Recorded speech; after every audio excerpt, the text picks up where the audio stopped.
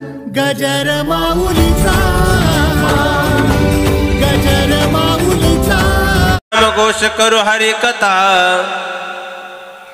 तेने सदा चित्ता समाधान सर्व सुख ल्यालो सर्व अलंकार आनंदे निर्भय डुलत असो आईचा कोटे आठव नाही देहीचे विदेही भोगू दशा सर्व सुख ल्यालो सर्व अलंकार आनंद निर्भय डुलत असो तुका म्हणे आम्ही झालो अग्निरू लागो नदी पाप पुण्यंगा पुण्यंगा सर्व सुख ल्यालो सर्व अलंकार आनंदे निर्भय डुलत सो गंगा विशुद्धम निदपाद परशम सर्वेष्टितम चुंबितम पुण्यस्थानम सराले स्थितम तम समाधिस्थमूर्तिं नमामि गंगागिरि योगिराजम तपोज्ञान वैराग्य भक्ति स्वरूपम सदा अलंकृतम साधु संन्यास योगम मुख्य यश वेदांत शास्त्रार्थ नितिम नमो मानिकगिरिं ब्रह्म स्वरूपम नमो भगवान बाबा ब्रह्म स्वरूपम समचरण सरोजम सांद्र नीलांबुदापम जगननीत पानी मंडना मंडनानाम तरुण तुलसी माला स्कंदरम स्कंद नेत्रम सदैवलास विठ्ठलम चिंतयामि पांडुरंगा करो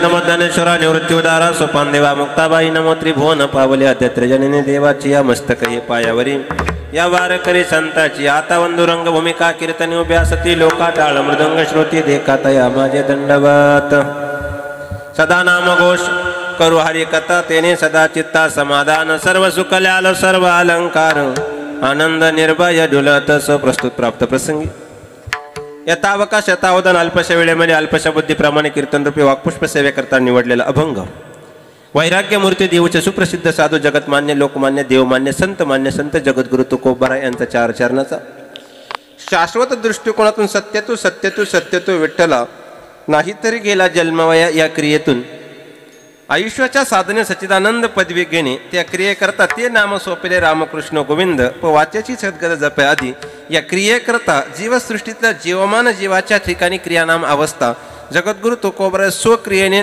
नामसंकर कीर्तन असणारी स्वतःची अवस्था प्रतिपादित करतात असा नामपर प्रकरणातला चार चरणाचा अभंग सेवेकरता निवडला विठाला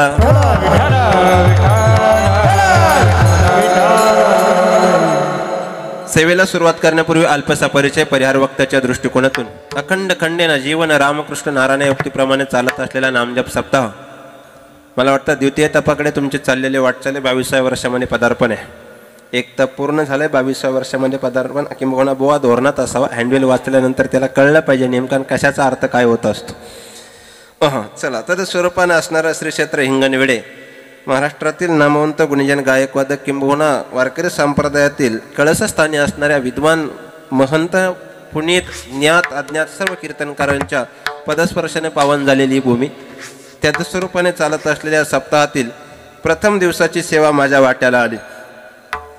ज्यांच्या साथीने सेवा शृंगाराची सगळी मंडळी महाराज एकाहून बळी एकदा टाळ्या वाजवा यांच्याकरता. महाराज मृदंग कीर्तनाचा आत्मा आहे आणि तुम्ही पिल्लारे म्हणजे स्लॅब कोसळत नाही. मृदंग कीर्तनाचा आत्मा आहे, ते लावणी मृदंग असावा. काहींना कळतच नाही कुठं वाजवतोय नेमकी, त्याला बोवा धोरणात असावा, त्याला कळत पाहिजे की स्वर कुठपर्यंत चाललाय. आणि जाणत्याची किंमत जाणत्यालाच कळते महाराज. चांगल्या वक्त जाऊ द्या, विश्लेषण मी मांडणार आहे, मला अभंग पुरेसा सोडवायचा, अजिबात बाजूला जाणार नाही, ट्रॅक सुद्धा सोडणार नाही आणि क्रियामान सुद्धा सोडणार नाही. ऐका, कीर्तनाच्या दृष्टिकोनातून मृदंग महत्वाचा आहे. कबीरजी वर्णन करतात, आज मैंने नवल देखा मुर्दा रोटी खाए,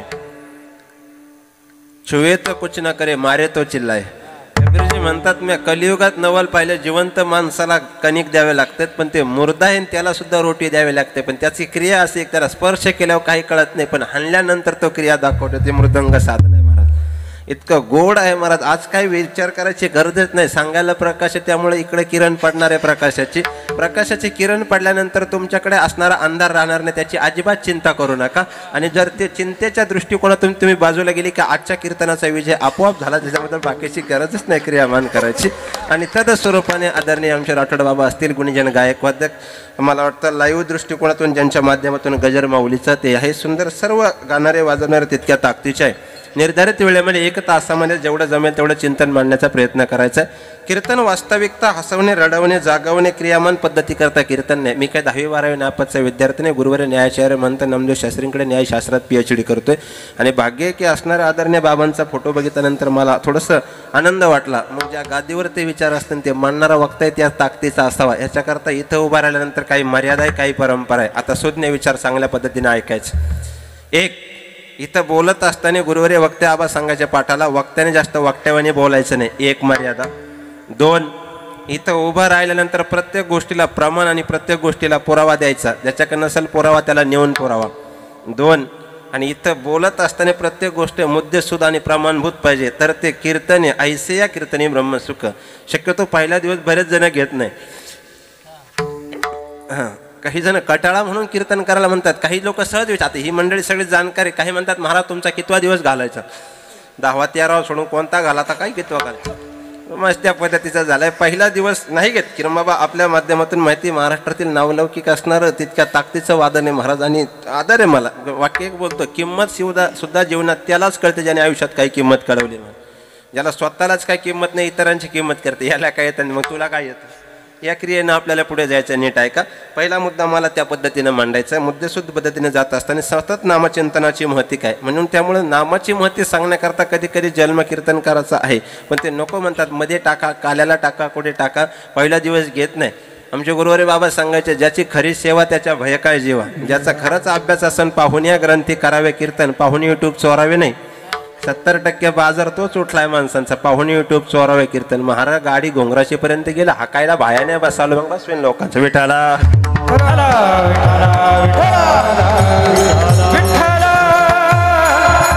ऐसी कीर्तन मर्यादेच्या पद्धतीने मला मांडायचं आहे का.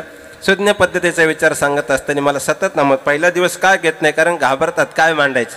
आमचे बाबा सांगायचे, वाक्य नीट ऐका, पटलं तर घ्या, नाही तर अभंगाकडे या. कीर्तन करायला पहिला काय, मधला काय, नैमित्तिक काय, शेवट काय आणि काला काय, हे कोणाला माहिती का. हे कोणाला बाबा म्हणायचे, वाघ जंगल कोणतं असू द्या, वाघ तो वाघच, कोणत्या जंगलात सोडा. ज्याचं खरी सेवा असेल त्याला पहिला काय, शेवटचा काय, मधला काय, नामाचा काय. या कीर्तनाची काहीतरी मर्यादा आहे.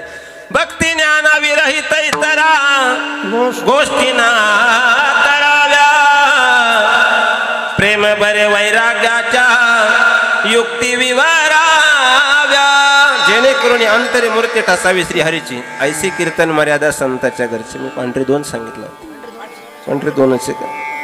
असं होतंय का, थंडीमुळे कधी कधी होत असतं. वय झालं का आवाज कमी होतो, तसं एवढा काय बसणार नाही, त्यामुळे काळजी घेण्याचं कारण काय नाही. नीट आहे का. हे नैमित्तिक उत्सव करण्यापाठीमागचे प्रामुख्याने 3 कारणं सांगतो आणि अभंगामध्ये प्रवेश करतो. हे उत्सव करण्यापाठीमागचे नेमके कारण मी माणसं काय. इथं अर्थदान, ज्ञानदान, द्रव्यदान, गोदान, क्रियामान पद्धतीने प्रत्येक जण दान करते. हे उत्सव करण्यापाठीमाची प्रामुख्याने 3 कारणे वैकुंठवासी प्रातस्मरणीय प्रज्ञासूर्य वेदांत वाचस्पती जगन्नाथ अण्णा पवार 3 कारणं सांगायची. एक, हे उत्सव कलियुगामध्ये ऐक्याचं प्रतीक आहे. हे उत्सव कलियुगामध्ये प्रेमाचं पूरक आहे आणि उत्सव कलियुगामध्ये एकत्रीकरणाचं सर्वात मोठं साधन आहे. त्याचं विश्लेषण मांडण्याचा प्रयत्न करतो सुज्ञ मंडळींकरता. उत्सव इथं ऐक्याचं प्रतीक आहे. कशाचं प्रतीक आहे? ऐक्याचं आहे. बऱ्याचशा ठिकाणी कोण काय क्रिया करतो कोणाला ज्ञात नाही. ऐक्य किती बघा, इथं चटई कोणी टाकली बसणाऱ्याला माहीत नाही, बसणारं उठून गेलो काढणारं कोणी त्याला माहीत नाही, पण जो तो आपापली कामं चोख पद्धतीने पार पाडतात. मी आल्यापासून सर्वांचं नियोजन बदललं, याला ऐक्याची पद्धत म्हणतात. हे उत्सवातच होऊ शकतं. 2, हे सप्ताह हे उत्सव कलियुगामध्ये सर्वात मोठं एकत्रीकरणाचं साधन आहे. एक ताकदीचं वाक्य बोलू. अन्यत्र ठिकाणी आता नैऋत्य पश्चिमवारे महाराष्ट्रात व्हायला लागले. बऱ्याचशा ठिकाणी माणसं पैसे देऊन सुद्धा एकत्र येत नाही. ज्याला कळण त्याला कळण. माझं बोलणं जरा 5G ते BSNL रेंजने इतकं खाली कीर्तन मला करता येत नाही. काहींना नाही कळलं ते घरी गेल्यावर कळण, काहींना इथं कळण, काहींना घरी गेल्यावर कळण. त्यामुळे थोडंसं बारकाय नाही का, मी नावाने आवडे बोलून आले अवघडे. त्यामुळे थोडंसं स्पष्ट ऐकण्याचा प्रयत्न करत जा. क्रियामान सांगतो. काही ठिकाणी पैसे देऊन सुद्धा माणसं एकत्र येत नाही, पण इथं न सांगता सगळे एकत्र येतात. आणि सृष्टीचे एक अघटित नेम आहे किरण बाबा, इथं 4 एकत्र येण्याकरता एकाला पृथ्वी सोडावी लागते. नंतर रेंज 9 ते 11 आहे ना, नंतर कळेल त्या. इथं 4 एकत्र येण्याकरता एकाला पृथ्वी सोडावी लागते.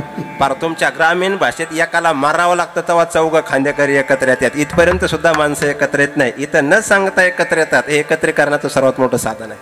3, प्रेमाचं पूरक आहे. आता संत पंगत गावोगावी आमच्याकडे 7 ते 9 गावात पंक्ती असतात. लेनेको हरिणाम देनेको अन्नदान, आमटी भाकरीची परंपरा सर्वांना ज्ञाते.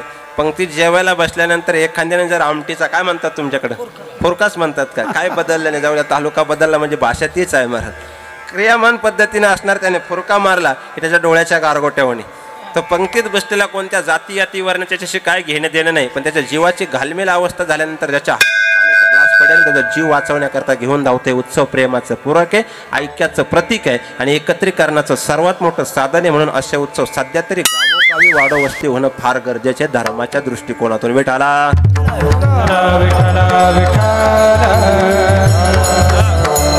गावातील असणारे धर्माचे कार्य त्या पद्धतीने विस्तारित करण्याकरता तरुणाई किंबहुना सर्वांनी सहकार घेऊन इतका खटाटोप करण्यापाठीमागची नेमकी कारण मीमांसा काय, यज्ञ करण्यापाठीमागचं कारण काय. एकतर यज्ञभोवती पर्जन्य ही क्रियामान साधना आहे, तोही कालखंड तसा आहे नाही.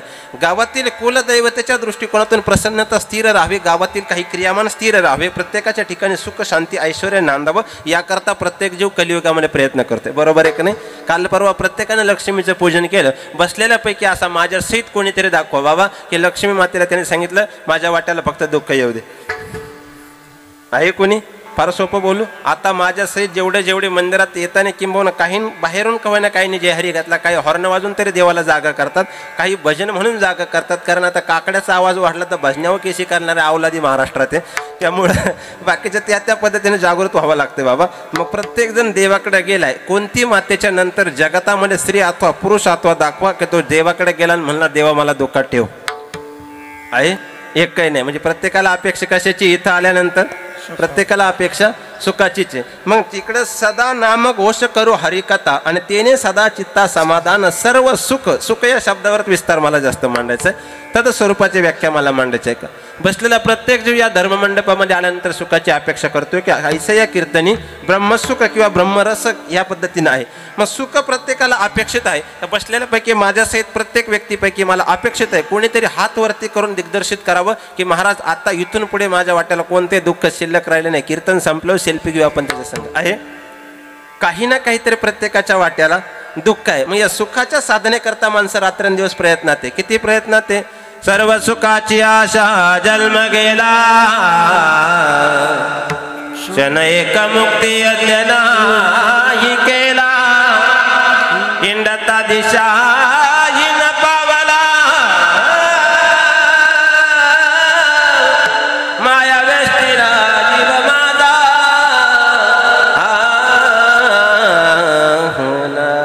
इथपर्यंत त्याचा जन्म गेला. सर्व सुखाची आशा. मग सुख भेटतंय का? ह्याची धडपड बघा कुठंपर्यंत असणार आहे. क्रियामान सांगतो कधीच नव्हतं. आज आल्याच कसं ब्रेक बसला काय मला कळे ना. तर माझा आवाज या गड्यांना माहिती. मला पहिलं की यांना काटा उभा राहतोय.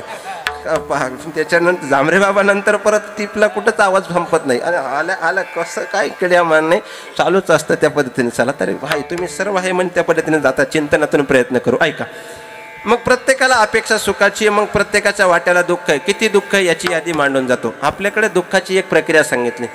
मला वाटतं 2 बंध सांगतो जीवसृष्टीतले म्हणजे दुःख कळेल अभंग पुढे झालं. एक आहे सजातीय बंध आणि विजातीय बंध. विज्ञानामध्ये आपण तेवढं तर शिकलो. सजातीय बंधामध्ये 2 भिन्न पदार्थ एकरूप झाले की वेगळे होत नाही आणि विजातीय बंधामध्ये 2 भिन्न पदार्थ कधी एकरूप होत नाही. ऐका बघा सुज्ञ पद्धतीचं अलंकार पद्धतीने कीर्तन मांडण्याचा प्रयत्न करतो. काय होतं गाणे म्हणणं त्या पद्धतीनं जाणं फार सोपं वाटेल.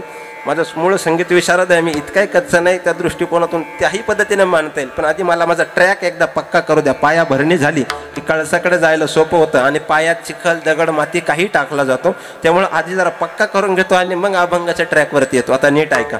दुःख किती प्रकारचं विजातीय बंध 2 भिन्न पदार्थ एकत्र येत नाही याला जीव आणि संसार म्हणा. बघा सुज्ञ मंडळींकर 9 ते 11ला जगन्मित्यन ब्रह्मसत्यन माया ब्रह्म मी सांगणार नाही. पुढच्यांना झोपा येऊन मागच्यांसहित झोपा येतील. कधी कधी 9 ते 11चं कीर्तन फक्त काही सुज्ञ माणसं ऐकणार आहे त्यांच्याकडे बघून करावं लागतं आणि कधी कधी फसगत पण होते. मी अख्खा कीर्तन आमच्या संगमनेर तालुक्यामध्ये एका व्यक्तीकडे बघून कीर्तन केलं. अख्खं 9 ते 11चं कीर्तन ते मी मध्येच विनोद केले का ते म्हणायचं मला वाटलं हे सुज्ञ आहे. मी चिंतनाकडे गेलं का ते म्हणायचं हां. मग मला वाटलं याला खरंच कीर्तन करते. 9 ते 11 अख्खं कीर्तन समोरच्याकडे बघून केलं आणि 9 ते 11चं कीर्तन संपल्यानंतर शेजारी उभे असणाऱ्या गायकांना विचारलं. ते ऐकणारं फार हुशार होतं. म्हणजे कसं काय म्हणलं ते प्रत्येक वेळेस होकारा देत होतं आणि बोलत होतं. म्हणे महाराज तसं नाही ते बैरे मी इथपर्यंत वा विठाला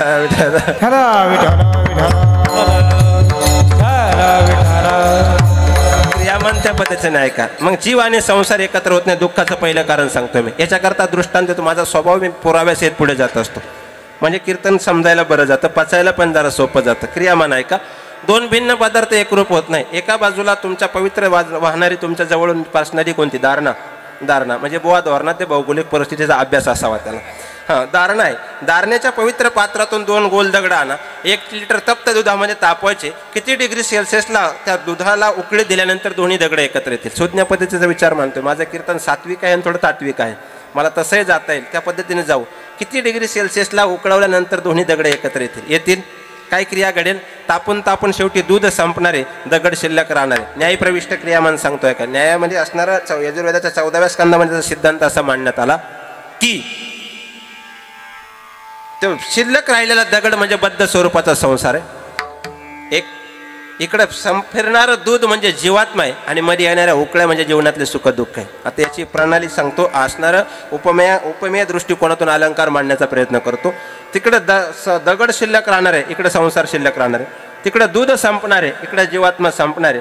न्यायप्रविष्ट भाषा भोग शिल्लक राहणारे भोगता संपणारे. सामान्य भाषा जमिनी शिल्लक राहणारे करणारे संपणारे. जीव आणि संसार एकत्र येत नाही. विजातीय बंध दुःखाला पहिलं कारण. विठाला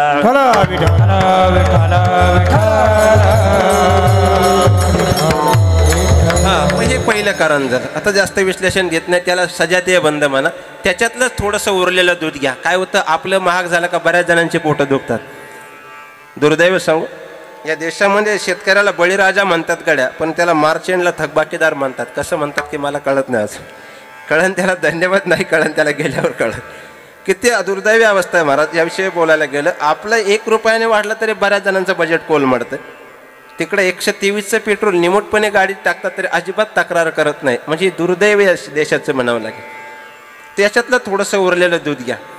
म्हणून तर मी सांगत असतो या देशात साधू तपावर जगू शकतो. गारोडी सापावर जगू शकतो. मला वाटतं व्यापारी मापावर जगू शकतो. राजकीय क्षेत्रातला व्यक्ती थापावर जगू शकतो. फक्त या महाराष्ट्रातला शेतकरी आशेवर जगला हे सगळ्यात मोठं दुर्दैव आहे शेतकऱ्याचं.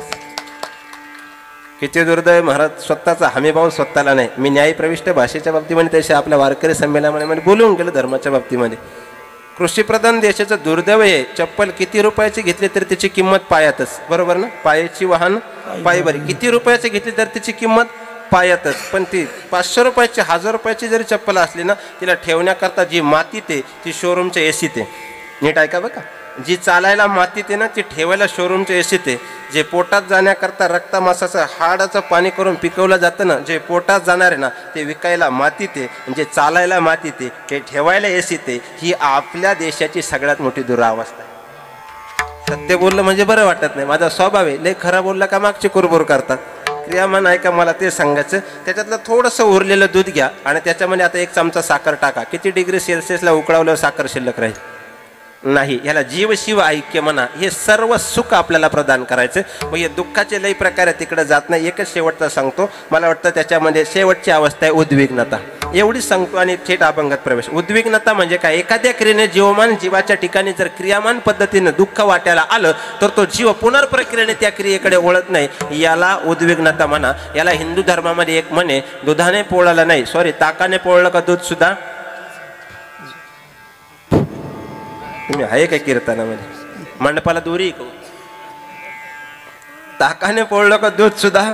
ऐकणारे फार हुशार नाही राहिले, सुज्ञ ऐकणारे पाहिजे. मी घोटीला बोलून गेलो घुले बाबा, म्हणलं बाबा ऐकणारे फार विनोद गायन इथपर्यंत गेले. म्हणे कसं काय? म्हणलं काय आता अनुभव घेतला इतके वर्ष गडावर इकडं तिकडं, त्यामुळे थोडं सरळ बोलायला गेलं का जड जात नाही. काय म्हणतात खालचं कीर्तन मंडपाच्या वरून गेला. आता हा काय प्रकार नवीन आणला? काही तर गावात घुसतानाच म्हणतात आजचं कीर्तन असं 1च नंबर झालं पाहिजे. कीर्तनात 2 नंबरचं काहीच नाही भाऊ. तिथं काय 2 नंबरचे क्रिया म्हण का? आता एक नवीन शब्द आलाय आपल्या डिक्शनरीमध्ये, कालचं कीर्तन पडलं. आता पडण्याकरता कीर्तनात पडलोय का? क्रियामन पद्धती कळते का? आपल्याकडे उद्विग्नता म्हणतात. त्याची व्याख्या सांगतो बाबा. एखाद्या क्रियेने जर आनंद झाला तर एकदाच, पुनर्दुःख झालं तर त्या क्रियेकडे जीव ओळत नाही. याला पुरावा देतो. विजांचा कडकडाट ढगांचा गडगडाट झाला की एका पक्षाला नाचव वाटतं. काय नाव त्याचं? मोर. आता लक्ष द्या माझ्याकडे. 1 तास विजांचा कडकडाट चालला, ढगांचा गडगडाट चालला, मोराचा नाचय सुंदर चालला. नाचणाऱ्या मोराकडे बघून म्हणा वाटलं नाच रे मोरा, आंबे राहिले नाही कुठे नाच. नंतर असणारा कडकडाट थांबला, गडगडाट थांबला, नाचणारा मोरही शांत झाला. नंतर लक्षात आलं नाचणाऱ्या मोराची एक सुंदर चित्रफित आपल्या मोबाईलमध्ये कैद असायला पाहिजे होती. म्हणजे एखादा सेल्फी असायला पाहिजे होता. लय शुद्ध मराठी बोललं का डोक्यावरून जातं. काय करावं दुर्दैव आहे या कलियुगाचं. तद स्वरूपाने असणारा आता कडकडाट गडगडाट, नाचणारा मोरे थांबला, मोबाईल काढला, व्हिडिओ गॅलरी ओपन केली, गॅलरीतून असणारा कॅमेरा क्लिक केला आणि शांत असणाऱ्या मोराला जाऊन विनंती केली, मोर मोर वन्स मोर. मोर म्हणला no more, it's a one more. एखाद्या क्रियेनं आनंद किंवा दुःख जर झाला तर जीवसृष्टीतला जीव एकदाच उपभोगतो. या दुःखाला शास्त्रामध्ये उद्विग्नता म्हणतात मला वाटतं. आणि तुकोबारा ज्ञानोबारा त्या भाषेला उद्वेग म्हणतात. वाहिला उद्वेग, वाहिला उद्वेग, वाहिला उद्वेग दुःखाची केवळ. वाहिला उद्वेग, वाहिला उद्वेग, वाहिला उद्वेग दुःखाची केवळ. वाहिला उद्वेग, वाहिला उद्वेग, वाहिला उद्वेग दुःखाची केवळ. वाहिला उद्वेग, वाहिला उद्वेग, वाहिला उद्वेग दुःखाची केवळ.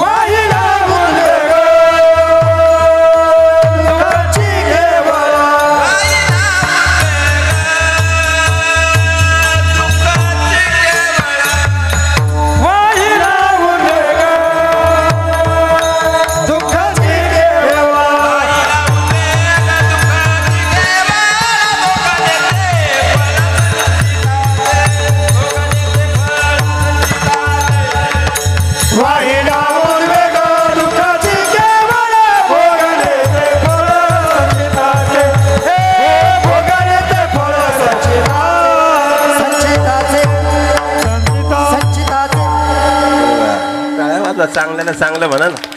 तसेच चांगल्याला चांगलं म्हणतेच नाही लोक. पाचवीच्या दिवशी नावं ठेवतात आणि आयुष्यभर नावं ठेवतात.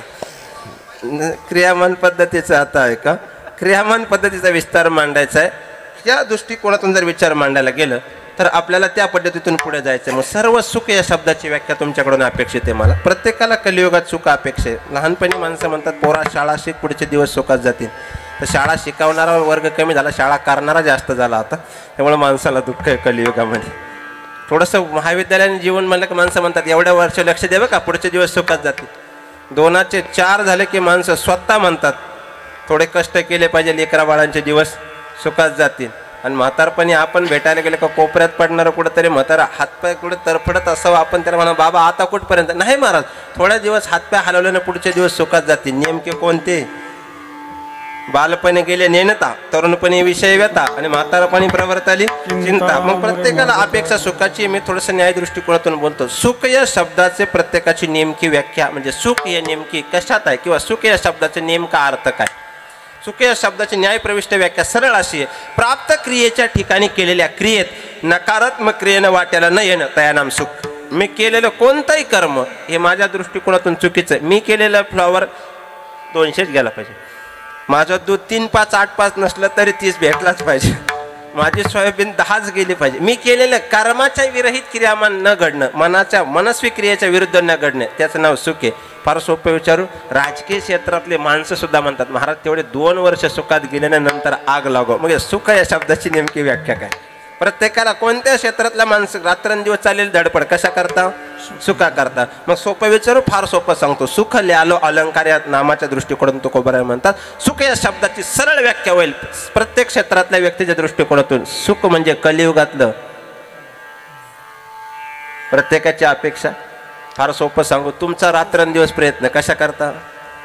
आम्ही सगळे एवढ्या लांबून कीर्तनाला आलो कशा करता, पैशा करता. आपल्याला प्रत्येकाला अपेक्षा सुखाची म्हणजे बरोबर अनुमान क्रिया तीच आहे की पैसा आहे. कोणाला नकोय महाराज. मी जुन्या काळामध्ये एक गीत होऊन गेलं किरण बाबा असणारं, जुन्या काळात सुधीर फडकेंचं एक जुन्या काळातलं गीत होतं. ते पहाटे पहाटे वासुदेव यायचे आपल्याकडे गाव जागा करायला. हां, ते वासुदेव बिचारा सुंदर म्हणायचे. आता वासुदेव गेलं, लोकांनी वासुदेव शब्दाचा माणसं एखाद्याला म्हणलं ना कसं काय तुझ्या कुटुंबाचं, काय नाही रामभाऊ आपल्या प्रपंचाचा पार. वासुदेव असंच आहे का, बदल नाही का काही. चांगल्या जुन्या भजनांना पोरांनी पारमार्थाचा पार.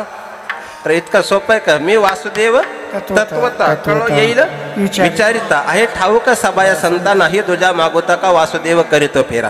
ते वासुदेव पहाटे पहाटे यायचे. शपके जाऊ नये पण थोडंसं म्हणतो. आता इथं पुढची यादी पाहिलं मी म्हणणारच, या दृष्टिकोनातून जायला काय हरकत नाही.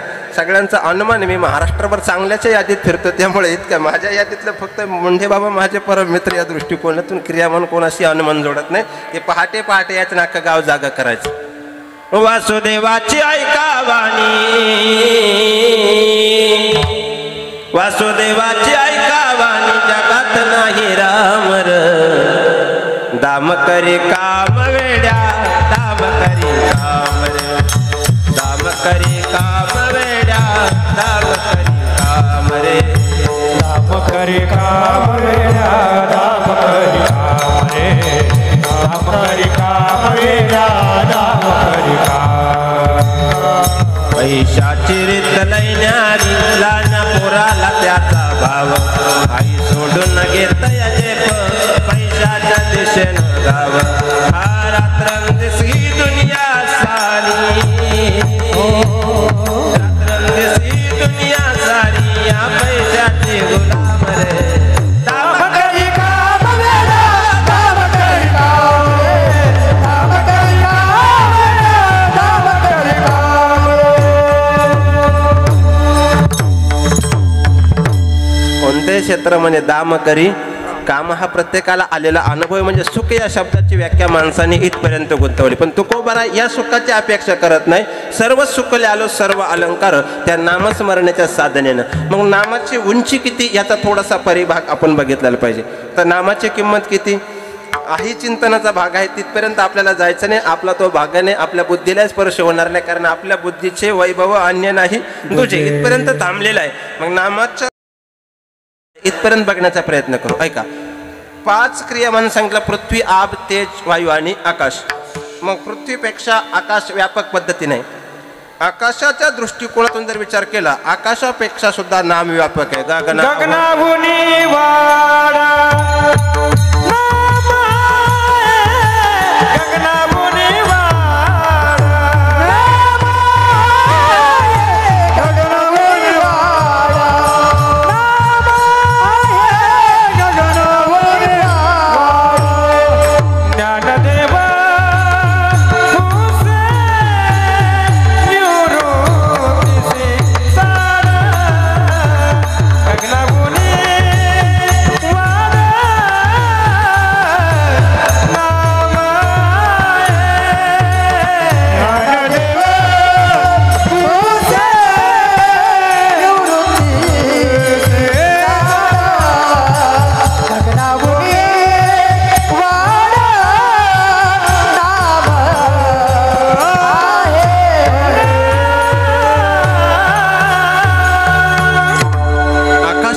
व्याप्ती नामाची मोठी आहे. गगनाहुनी वाढ नाम आहे, पण त्याचं घेण्याकरता क्रिया म्हणते नाम सोपे रामकृष्ण गोविंद. कोणी कोणत्याच नाव घेईल याचा भरोसा नाही मला.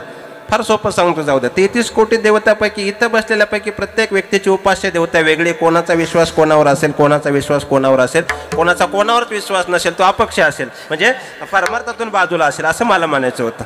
त्या दृष्टिकोनातून अंगा ओढून घेऊ नका, मला घरी जायचं. हां, तर काय होतं, वारे तसे व्हायला लागले की आम्हाला जावं लागतं. एवढंच व्यासपीठ राहिले, इथून असणारे माणसं ऐकतात. तुमचा तालुका बरा आहे, आमचा मागच्या 15 दिवसापूर्वी हॉटस्पॉट झाला होता.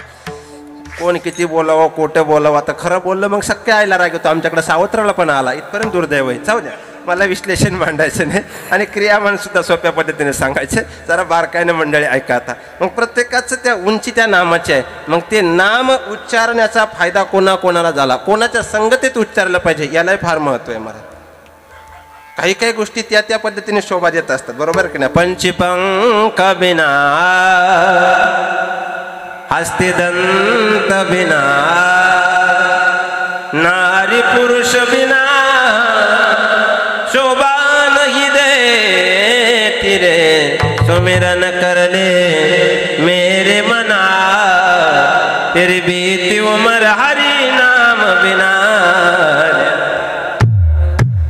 किती सुंदर असेल तर शिंग नसेल तर तोही कामाचा नाही. पक्षी किती सुंदर आहे, पंख नाही, तोही कामाचा नाही. स्त्री प्रधान जीवन पुरुष तत्व दृष्टिकोनातून फार प्रधान आहे, पण तो पुरुष क्रियामान संघ नाही, तेही कामाचं नाही. आणि मनुष्य किती जरी सुंदर असला त्याच्याकडे जर भजन नसेल तर तेही कामाचं नाही. म्हणून बऱ्याचशा ठिकाणी तुम्हाला विनंती करून सांगावं लागलं, करा रे बापानो साधना हरी, करा रे बापानो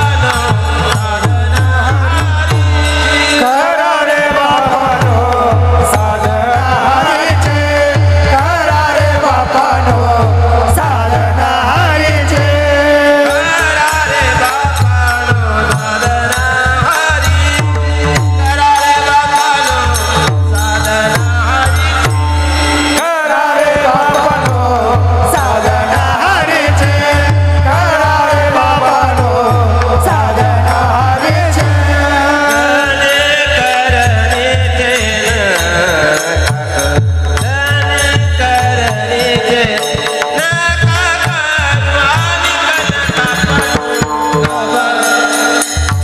हरी मोठी गाथा हर पारीची, पारीची, हर पारीची.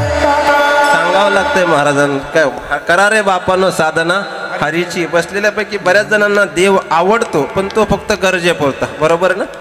नामस्मरणाने देव कळतो, मग देव कळलं तर नामाची महत्त्व कळतं. कोणाच्या संगतीत घेतल्यावर फायदा होतो, पहिल्या चरणाचा विस्तार सांगतो. सदा नाम घोष करू हरिकथा आणि त्याने सदा चित्ता समाधान. कोणाच्या बाबतीत घडलं याचा दृष्टांतासहित पुरावा देतो. आता ऐका, परमार्थिक साधना पहिल्या दिवस उगाच धांगडधिंगा नाही घालायचा आपल्याला, त्या पद्धतीनं सोपं पद्धतीनं जायचं. ऐका, क्रियामान सांगतो.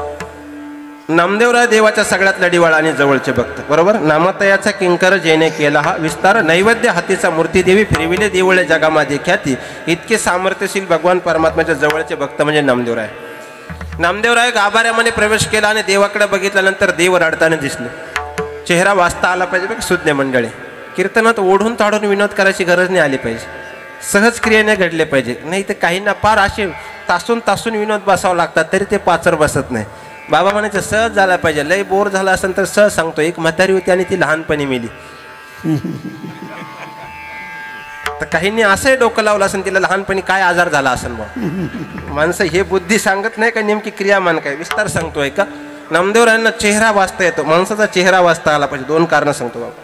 पुण्यवान माणूस सुद्धा चेहऱ्यावर ओळखू येतो. दर्शने प्रशस्ती पुण्यपुरुष हा न्यायशास्त्राची प्रक्रिया आहे.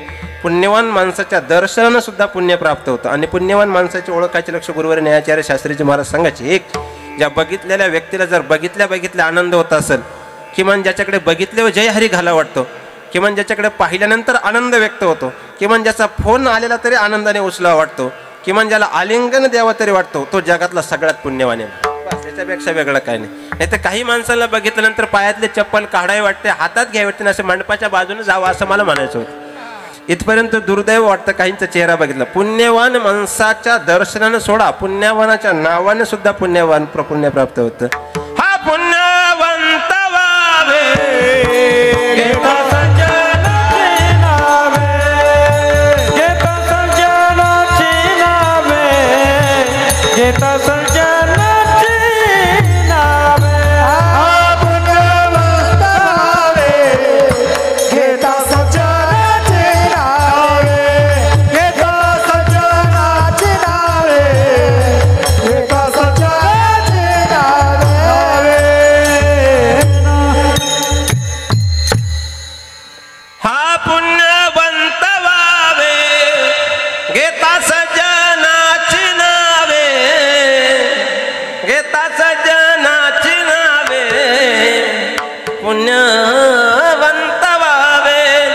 बघितल्यानंतर देव रडताना दिसले.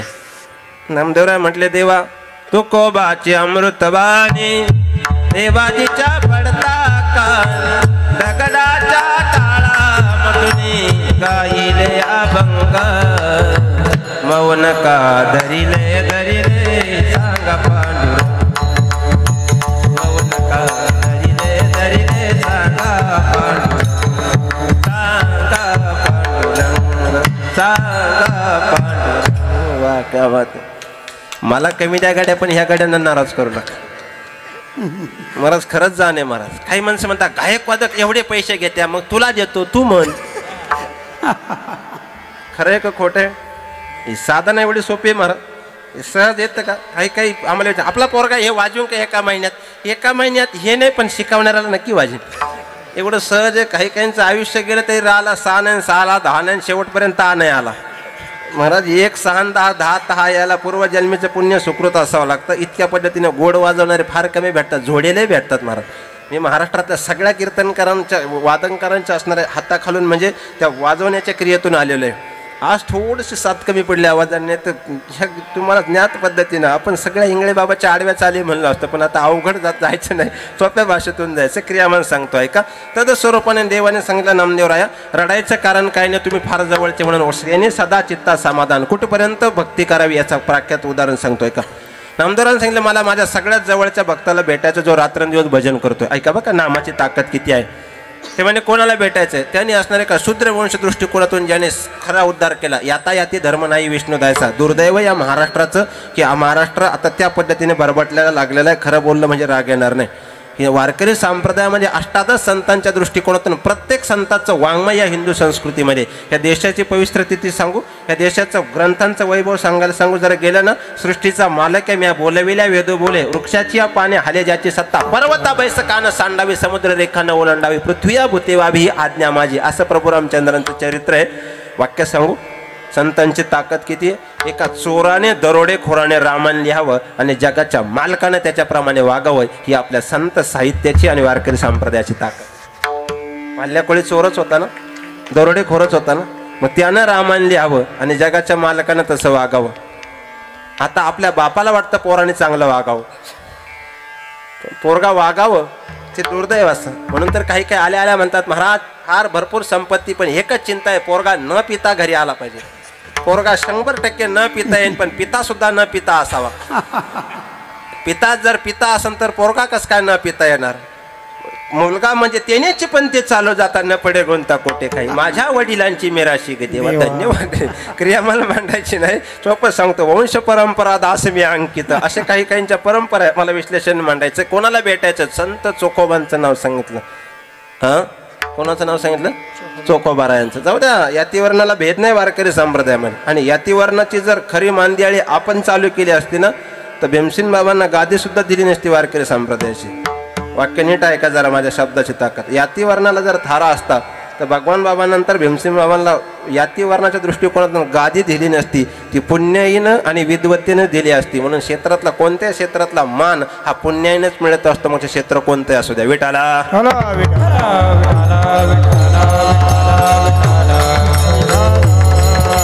कालाय तस्माय नम. महाराष्ट्र बरबटलं हे दुर्दैव आहे. त्याचं विश्लेषण मला मांडायचं नाही. यादी सांगतोय का. चोखोबरायांना भेटायला जायचं. देवाने पत्ता सांगितला. कुठं? चोखोबराय कुठं राहत होते? दरेवाडीला. मग किती सुंदर गीत होऊन गेले. चला मंगळ वेडे जावो, नाम विठ्ठल विठ्ठल गावो, वाड्याच्या पडक्या भिंती चोख्याची धरली ख्याती, आनंदे चंदे गावो, नाम विठ्ठल विठ्ठल गावो, नाम विठ्ठल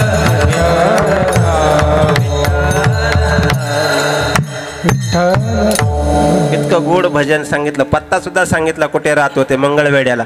मग नामदेवराय भजन करत निघाले महाराज. आपल्या नामदेवाने नाही निघाले. आपला वेशीजवळ गेला ना चौफुलीवर दिंडी लागली बघ हायवेला, मागं लक्ष द्या. जसं काय त्याने परत माघारी येत नाही इथपर्यंत ठरवून चाललाय.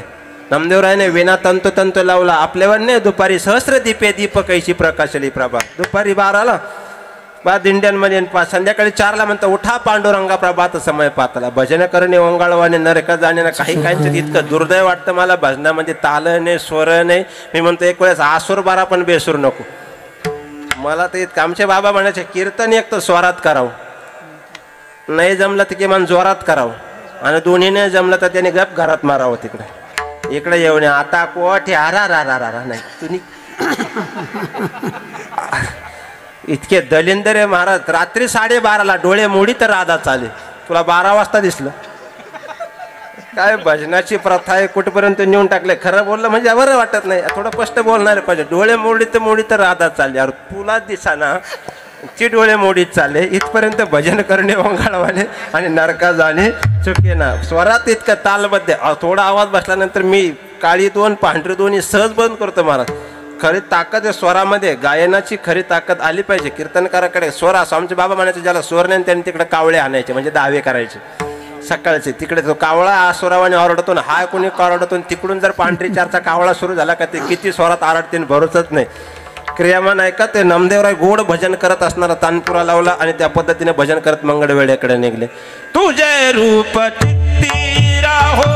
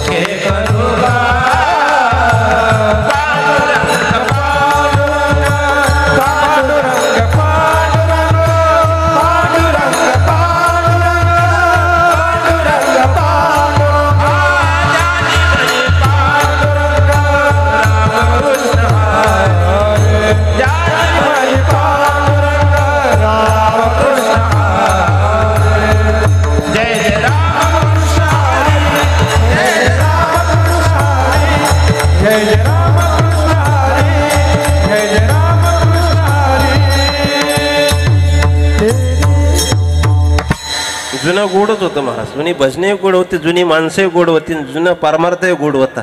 आता भजने डायमंड आलेले होतकर बाबांच्या भाषेमध्ये.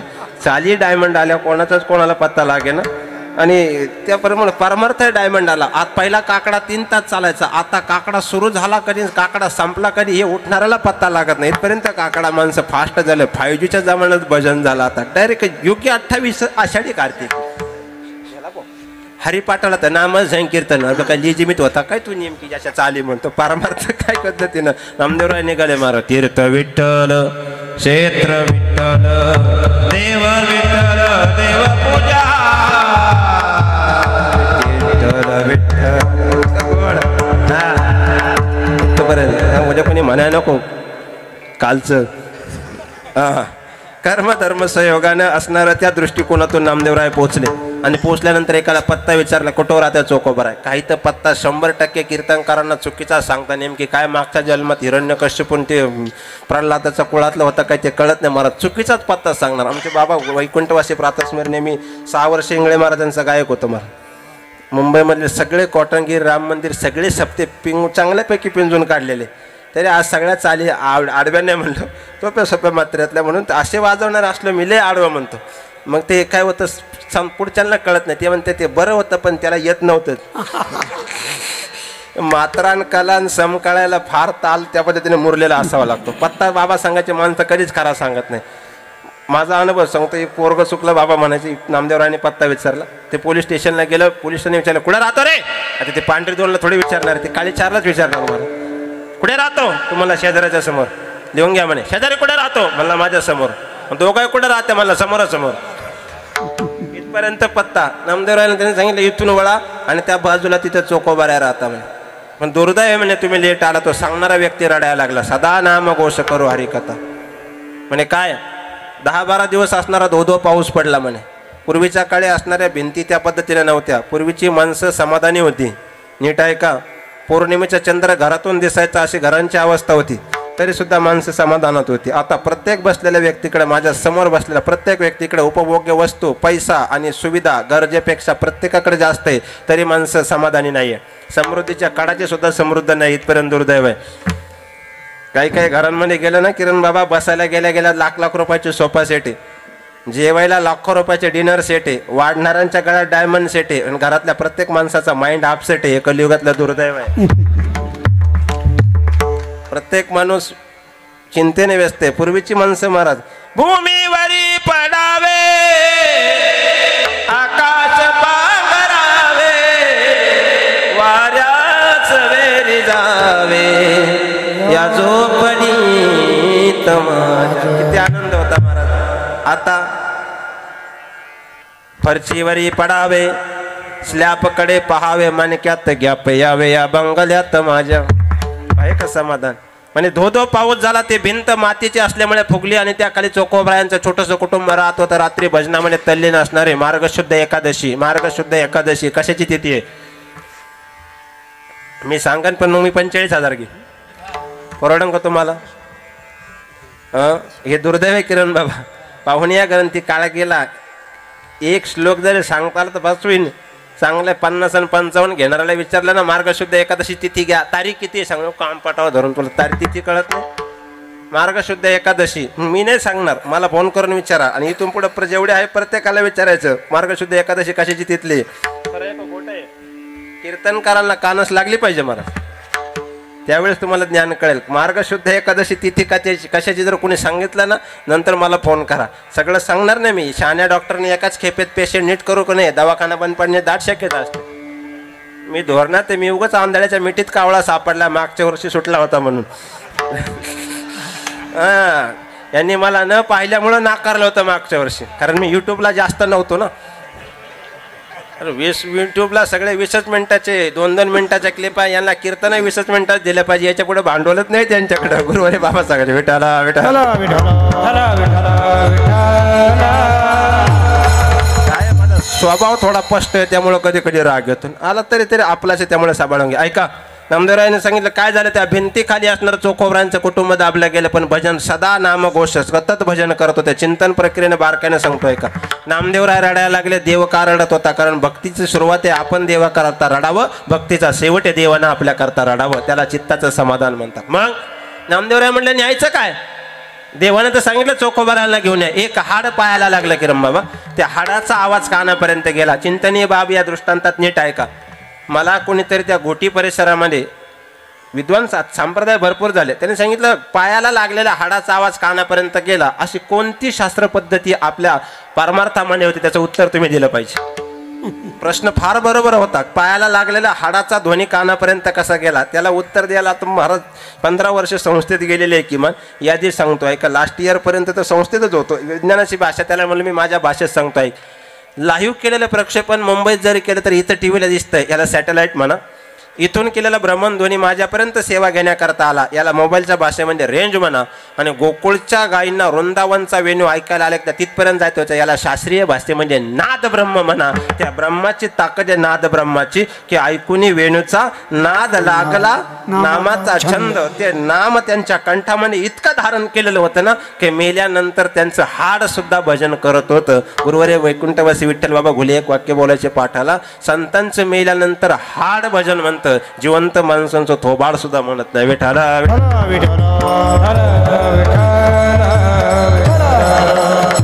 नामदेवराय रडायला लागले. मला वाळवंटा 2 वर्षापूर्वी भेटले तेव्हा म्हणत होते काही मी उद्धार पावेने काही कृपा करेल नारायण आईचे सांगा तुम्ही संतजन करा समाधान चित्त माझे. आणि आता स्वतः त्या विलीन झाले म्हणजे हे मेल्यानंतर हे स्वतः भजन करत नाही. गड्या काया वाचा म्हणे झालो विष्णुदास. रात्रंदिवस आम्ही ते भजन केल्यामुळे त्यांचे ते रममान झालेलं असतं. मग उरलं काय असतं. मी तुझ्यात विरता माझी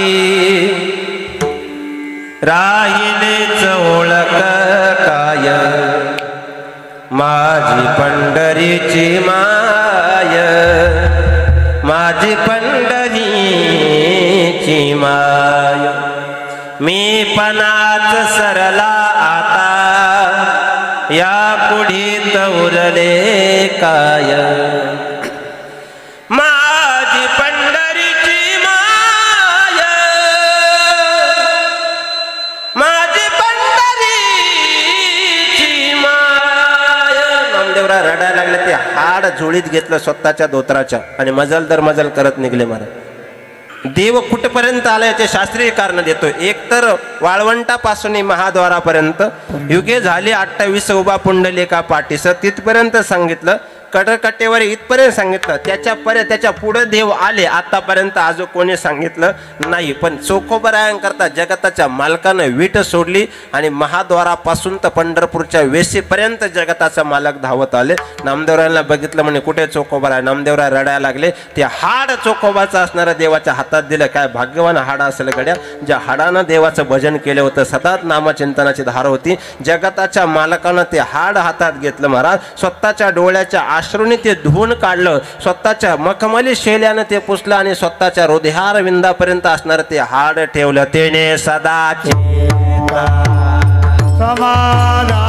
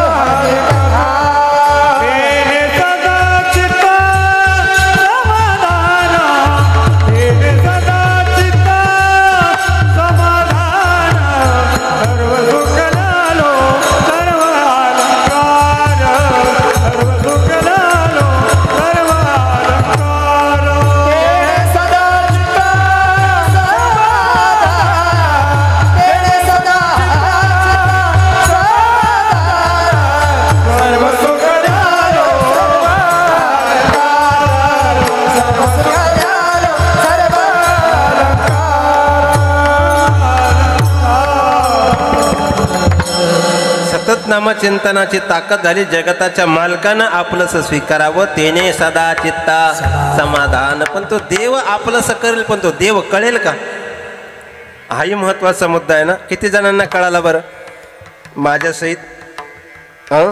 देव कळावा इथपर्यंत माणसांची प्रत्येकाची अपेक्षा आहे. फार सोपं विचारतो. देव आपल्या घरी यावा असं किती जणांना वाटतं बसलेलं पाहिजे. नको यावा असं तर वाटतंय ना. तिथं सुद्धा दुर्दैव आहे कधी कधी. फार सोपं विचारतो. उद्या सकाळी 33 कोटी देवतांपैकी कोणताही एक देव तुमच्या घरी आला. आनंद का दुःख बोला आता. आनंद. आणि सकाळी यायला उशीर झाला. पहिल्यांदा 7:30ला यम आला. आता तो देव असला तरी मृत्यूच्या बाबतीमध्ये सोडत नाही. त्या यमासी करुणा ओढोन्या काढती कुडी प्राणान ओढाळ सापडे जायची दाना मारिती झोडीती तोडीती निष्ठुर यमाचे किंकर भोवी सार. देव कळायला पाहिजे. देव 4 प्रक्रियेने कळतो. व्याप्ती, अव्याप्ती, अनुशब्द आणि अनुमान 4 सांगितले. चिंतन करण्याकरता तो अनुमान प्रक्रियेने कळला पाहिजे. अनुमान प्रक्रियेचा विषय सांगू. एखाद्या दारामध्ये 4 माणसं कुठेतरी कोपऱ्यामध्ये रडता, एका बाजूला पेंड्या रचलेल्या, एका बाजूने भात शिजतो, एका बाजूने असणारं पेटवलेलं असणारं छोटंसं काहीतरी पातेले, त्यामध्ये भात टाकलेलं आहे. काही माणसं सारव करताय, काही सुतळ्या बांधताय, काही गुलालाची तयारी करताय, कोण असणार शिकाई बांधण्याचा प्रयत्न करायचा. समजून जावं संध्याकाळी तिथे बारसं आहे नाही. मग कोणीतरी गेलंय. मला वाटतं ज्या आरती कुठेतरी उन्हाळ्यात नदीला पूर आला, वैकुंठवासी पटाटे महाराज वाक्य बोलायचे, त्या आरती उगमस्थानी कुठेतरी पाऊस झाला असावा. देव कळण्याकरता कधी कधी अनुमान प्रमाण महत्वाचं असतं. अनुमान प्रमाण कलियुगात जास्त कोणाला कळतं. आता दृष्टांत थोडंसं तुम्हाला बोर होऊ नये म्हणून सांगतो, मी जात नाही छपक. अनुमान प्रक्रियेने सगळ्यात जास्त अंध व्यक्तीला कळतं. अंधाला अंध म्हणून त्याला सुरदास म्हणावं असे न्यायशास्त्रातले. एखादा जर काळा असेल तर त्याला काळाने त्याला सावळा म्हणतात. सावळे रुपडे चोरटे चित्ताचे. भगवान परमात्मा काळाचे पण शब्द सावळा आहे. शब्द सुद्धा अनुमान प्रक्रियेने व्यवस्थित बोलता आला पाहिजे. वेचिते वचन जेणे राहे समाधान तुझं व्हावा आहे देव तरी हा सुलभ उपाव. क्रियामान सांगतोय का. कोणत्याही क्षेत्रामध्ये जर खरं पुण्यवान म्हणून नेतृत्व करायचं असेल, 3 गोष्टी आहे, नेतृत्व, कर्तृत्व आणि दातृत्व ठेवायचं असेल तर क्षेत्र कोणतं असू द्या, शांतता आणि संयम हे त्याच्यातले सर्वात 2 पक्के मार्ग आहे. वाक्य सांगतो त्याच्याकरता. मी ज्यावेळेस लास्ट इयर माझं संपलं, मला कोटक महिंद्रा बँकला जॉबसाठी मी जाणार होतो, त्यावेळेस मी सद्गुरू नारायणगिरीजी महाराजांना एक वाक्य विचारलं. मी उद्या एखाद्या कॉर्पोरेट क्षेत्रामध्ये विद्वान होऊ शकतो किंवा माझी संहिता झाली, मी गीता वगैरे सर्व सुटलेलं आहे. त्या दृष्टिकोनातून मी गडावर गायन पण केलेलं आहे. आता एखाद्या वेळेस कीर्तनकार यादीत येईन, पण तो मला थोडा येईन, कारण नवल अहंकाराची गोटी. तो चांगल्याला तेव्हाच जोमतो, नास्तिकाच्या मागे जात नाही, तो सुद्धा जात नाही. अहंकार कर्मधर्म सहयोगानं मी जर तिकडे गेलो तर मला याच्यातला अहंकार लागू नये म्हणून काय करायचं. बाबांनी एक वाक्य सांगितलं माझ्या जीवनामध्ये, आयुष्यभर त्या वाक्यावर मी अंमल केला. चिंतन महाराज किरण बाबा वाक्य गीता गाथा ज्ञानेश्वरीचं नव्हतं, एक शब्द वाक्य होतं. बाबांनी सांगितलं तोंड बंद ठेवलेला व्यक्ती आणि तोंड बंद ठेवलेला मासा कधीच कोणाच्या गळाला लागत नाही. चांगल्यांना कळलं असं, नाही कळलं त्याला 11 वाजता जाऊन झोपले तरी धन्यवाद. तोंड बंद ठेवलेला व्यक्ती आणि तोंड बंद ठेवलेला मासा कोणत्याच गळाला लागत नाही. शांती परते नोवे सुख एर वावगेचे दुःख मनवणी शांती धरा. आणि शांत राहिल्याचा फायदा शांती रूपे नव्हे कोणाचा वाईट वाढवी महत्व वडिलांचे उत्तमची गती तो एक पावेल उत्तम भोगील जीव काढणे शांततेचं उदाहरण होतं. आंधळ्याला अनुमान प्रक्रियेने देव करतो. कसं कळतो आता उदाहरण तुमच्या सगळ्यांकरता सांगतो. राजाची मिरवणूक चाललेली असताना ते म्हणते आताशी कीर्तन आपल्या पॅनलमध्ये आलं की नाही. लोकांना इकडे नेलं का मग नाही मजा वाटते. काय बघा काहीसं या कीर्तनी तू का म्हणे मेलो हां न ऐकतीन पुढे रडतील. चला रिकाम्या जागा तुम्ही बरा. त्या आंधळा मिरवणूक राजे चालत असताना एक हवालदार आला आणि त्याने त्या आंधळा भाजला रे आंधळा आहे का मला. हो हवालदार साहेब आंधळाचे. पण ते हवालदाराला आश्चर्य या वाक्यात वाटलं. काय हो साहेब आंधळाचे. कसं काय वाक्य वाटलं. म्हणलं हा आंधळा आहे तरी मला हवालदार कसं काय ओळखलं. म्हणलं कसं काय ओळखलं नाही. म्हणे एवढ्या काळीचारच्या स्वराला आरडणारा सामान्य असू शकत नाही म्हणजे पोलीसवालाच असणार. म्हणजे तो एवढ्या वरच्या स्वराला आवडला. म्हणलं काय समजतं तुला. म्हणलं मला सगळं समजतं. वा म्हणलं मग तू राजाच्या कामाचा आहे. अनुमान प्रक्रियेने देव कळतो. घेऊन गेला राजवाड्यात. राजेसाहेब हे अंध फार हुशार आहे, याला काही विचारा उत्तरच बरोबर देते. राजा म्हणला ज्यांना डोळे त्यांनाच कामं नाही राहिले म्हणला. याला कुठं ठेवतो म्हणला. तर नाही म्हणला पण मग काहीतरी परीक्षा घ्या. राजा म्हणला चला परीक्षा घेऊ याची काय हरकत नाही. राजा म्हणला मला एका महाराजाने नजराना पाठवलाय म्हणला. अनुमान प्रक्रियेने देव कळतो त्याच्याकरता सिद्धांत सांगते. म्हणला मग तो त्याच्यात हिरे आणि गारगोटे एकत्र झालेले आहे. ते वेगळ्या करण्याकरता जवेरी असतो. हिऱ्याच्या पारख्याला जवेरी म्हणतात. त्याला सुद्धा जमलं नाही. हा वेगळा करू शकतो का. आंधळा म्हणला हो. मग राजाने सांगितलं 1 रुपया रोज देईन आणि 1 दिवसाचं अन्न फुकट देईन. राजा तो म्हणला ठीक आहे काय हरकत नाही 5 मिनिटं द्या. आंधळा बाहेर गेलं. आंधळ्याने 5 मिनिटं तिथं थांबला. नंतर आला. परात अशी ठेवली. परातीच्या वरून हात फिरवला त्या दानपात्राच्या आणि त्याच्यातले बरोबर असणारे जसेच्या तसे हिरे बाजूला काढले आणि गारगोट्या बाजूला काढलं. राजा म्हणलं काय हुशार गड्या. जे चांगल्याला जमणे त्यांनी कसं काय केलं. राजा म्हणला मग आणखी खाजगी प्रश्न विचारायला पाहिजे. लाभाची स्वसे पुढे चाली म्हणा. राजा म्हणला एक काम कर तुला आणखी 1 रुपया देतो म्हणला आणि 1 दिवसाचं जेवण फुकट देतो. माझी पत्नी कोणत्या वंशातून आली हे मला माहीत नाही. मी जिंकून आणली होती म्हणला. मग तिचं अजून काय आधार कार्ड नाही आपल्या मराठी भाषेत खानदान आहे मला माहीत नाही म्हणला. हे कसं काय सांगता येईल. आता आंधळा म्हणला मी ते 100% सांगल पण त्याच्याकरता आधी 100 रुपयाचा स्टॅम्प करा की मी खरं सांगितलं तुम्ही मारणार नाही. राजा म्हणला 100%. मग मला एक प्रयोग करा, तुमच्या पत्नीला असणार एक ग्लासभर पाणी घेऊन यायला लावा. ती ग्लासभर पाणी घेऊन आली. आंधळ्याने ते पाणी हातात गेलं. आंधळा पाणी प्यायला. म्हणला राजेसाहेब खरं सांगू, एवढं फोडून सांगा मी काय आकडातला वार करी का? राजा म्हणला एवढा खरं बोलला? तर म्हणला बघ बघा. त्या पद्धतीनं तिला विचारल्यावर तलवार घेऊन धावला. विचारा म्हणे तिला. तिनं म्हणे माफ करा राजेसाहेब, मी त्याच वंशातली म्हणले. राजा म्हणला नाही आपल्याला सासरवाडीला जायचं. अजिबात नाही म्हणजे आता जत्रांचा उत्सव चालू आहे, माझे सर्व कुटुंब रियाज करत असेल. जत्रात काय कीर्तन काय रियाज करतात का? टळाटळ बघताय माझ्याकडं. राजा म्हणला 100% हे त्याच पॅनलचे गिऱ्हाईक. राजा म्हणला मग शेवटचा आणखी खाजगी प्रश्न विचारायला पाहिजे. आणखी 1 रुपया देतो आणि 1 दिवसाचं जेवण फुकट देतो. म्हणला मला सांग म्हणे माझे पूर्वज जे होते ते कोण होते? आंधळा म्हणला आता 1000चा स्टॅम्प कर. आता खरं सांगतो. मला कोण होते? तुझे पूर्वज भिकारीच होते. मला राजा म्हणला आंधळा नीट बोल नाही तिथे जागेवर मारून टाकेन. मी राजा आहे. राजा बोले दल आले. म्हणला आंधळा म्हणला तसं नाही, विचारतोय आजाला जाऊन.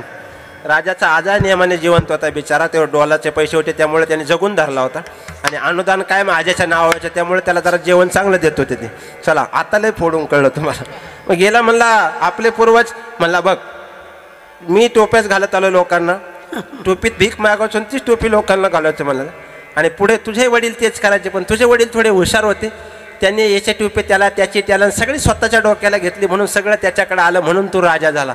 आंधळा काय हुशार आहे म्हणला. खरंच सांगताय? आंधळ्या म्हणला या सगळ्या प्रश्नांची उत्तरं तुला कशी देता आली? म्हणला आणखी 1 रुपया देतो आणि 1 दिवसाचं जेवण देतो. मला सांग तू हिरे आणि गारगोट्या कशा काय वेगळ्या केल्या? ते म्हणला फार सोपं आहे. चैत्राचं तडपतं ऊन पडलेलं होतं.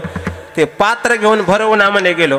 सूर्याची तेज किरण त्याच्यामध्ये पडल्यानंतर बरोबर हिरा शांत राहिला आणि गारगोटी तापली. थंड असणाऱ्या वस्तू सगळ्या बाजूला केल्या. हिरे आपोआप बाजूला झाले होते, गारगोटे आपोआप बाजूला झाले. काय अनुमान आहे म्हणला आंधळ्या, काय हुशार आहे तू. म्हणलं मग माझी पत्नी तमासगीर कुळातली हे तुला कसं काय कळलं?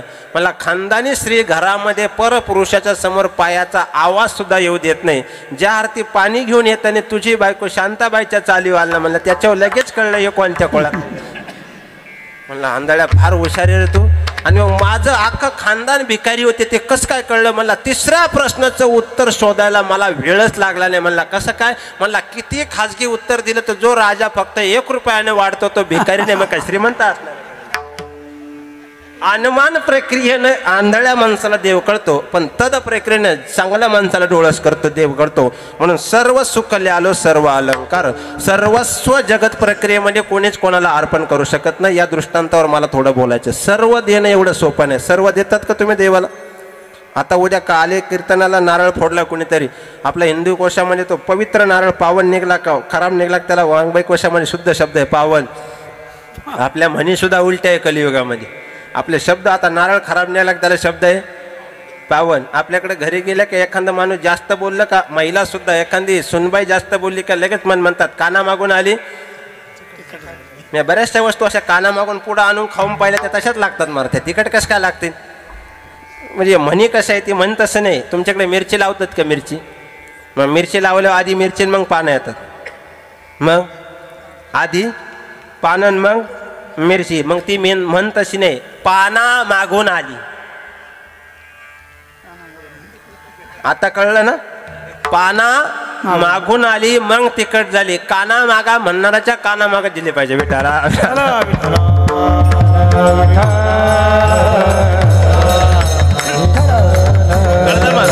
रात्रंदिवस भजन क्रिया करण्याकरता नेमकी त्या क्रियेचं काय काय अनुसंधान आम्ही केलं पाहिजे त्याचे काही पुरावे द्या की आम्ही रात्रंदिवस भजन करू. केल्याचे परिणाम काय होतात, न केल्याचे क्रियामान काय, आणि ते कसं केलं पाहिजे याच्याकरता एका ठिकाणी सुंदर प्रमाण सांगतात चौकड्यामध्ये. काळ सारावा चिंतने एकांत वासी गंगा स्नाने, काळ सारावा चिंतने एकांत वासी गंगा स्नाने, काळ सारावा चिंतने एकांत वासी गंगा स्नाने, काळ सारावा चिंतने एकांत वासी गंगा स्नाने.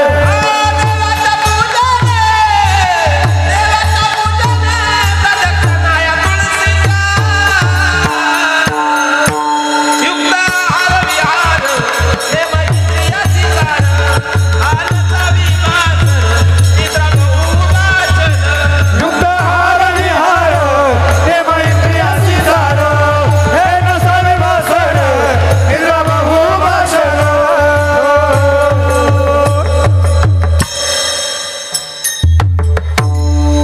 इथपर्यंत. हा, फार गोड अशी माणसं पाहिजे महाराज.